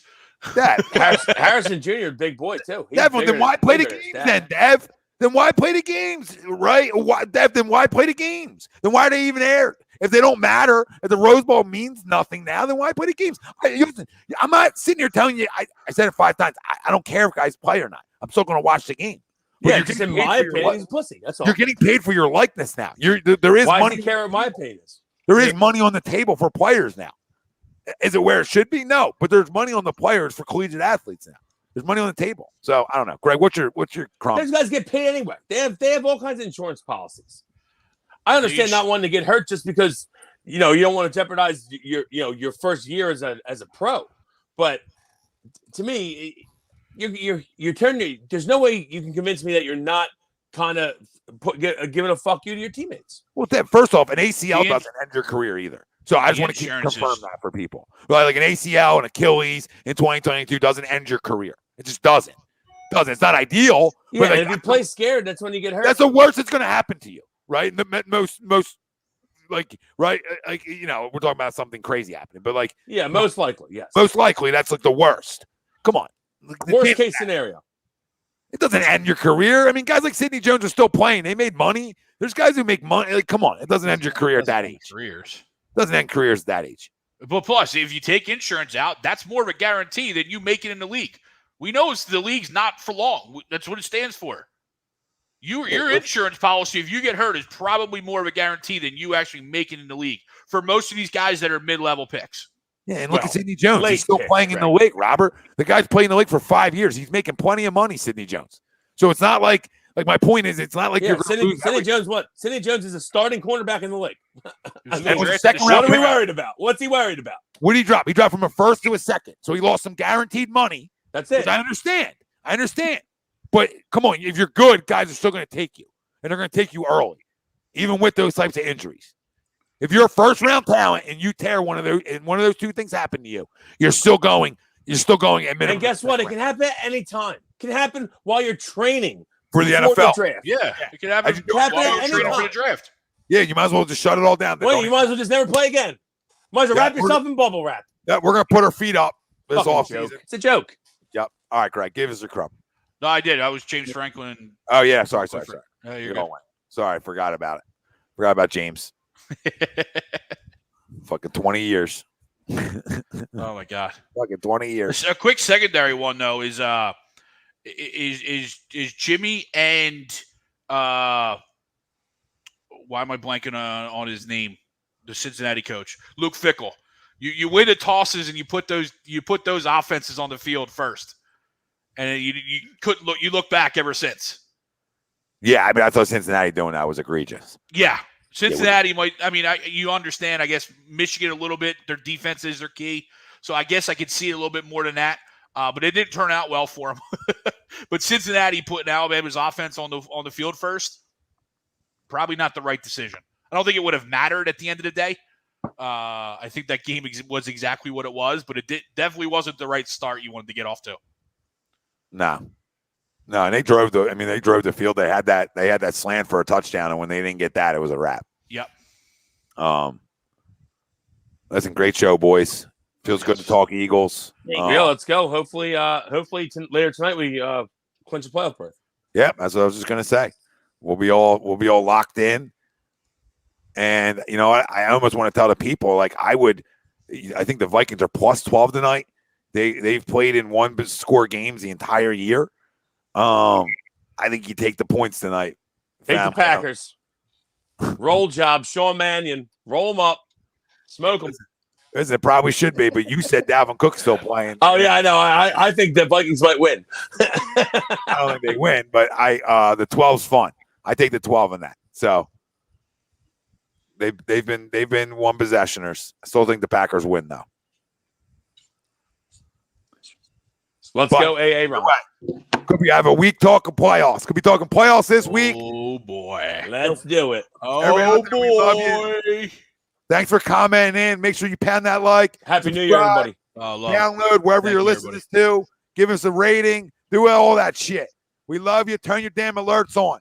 We're brought to you every Sunday by our Doc Make 'em Yours, Dr. Paul Vidal, Specialized Physical Therapy, LLC, Burlington, Cherry Hill locations. Find them on the web, specializedphysicaltherapy.com. We're also brought to you by Manscaped, and you can get 20% off and free shipping with the code A2D at manscaped.com. Unlock your confidence. Always use the right tools for the job. Listen, I know it's considered hibernation season, right? But you can always trim your grass, all right? Keep your shit clean, all right? Get the lawnmower, get the weed whacker, get some ball deodorant, the mix in with her, all right? Mix in with her. And the 20, look at you guys always got it on tap. Product placement. Fan up. Go download the app right in the Apple Store. It's the best way to enjoy fantasy sports, daily NFL contests, and more. And you can win great prizes. Sign up today. Use promo code A2D for 5,000 bonus points. That's a $50 value. Fan up right at the Apple Store for all your daily fantasy needs. Trust our process when I tell you. And use promo code A2D for 5,000 bonus points. For Brian Wilson, Nick DelGozzo, Greg Milakovic, I'm Tom Arnone. Fuck. Yeah, I love. Let's go, Pack. Go. We're getting in the dance, and we're kicking the whole fucking door down. Let's go.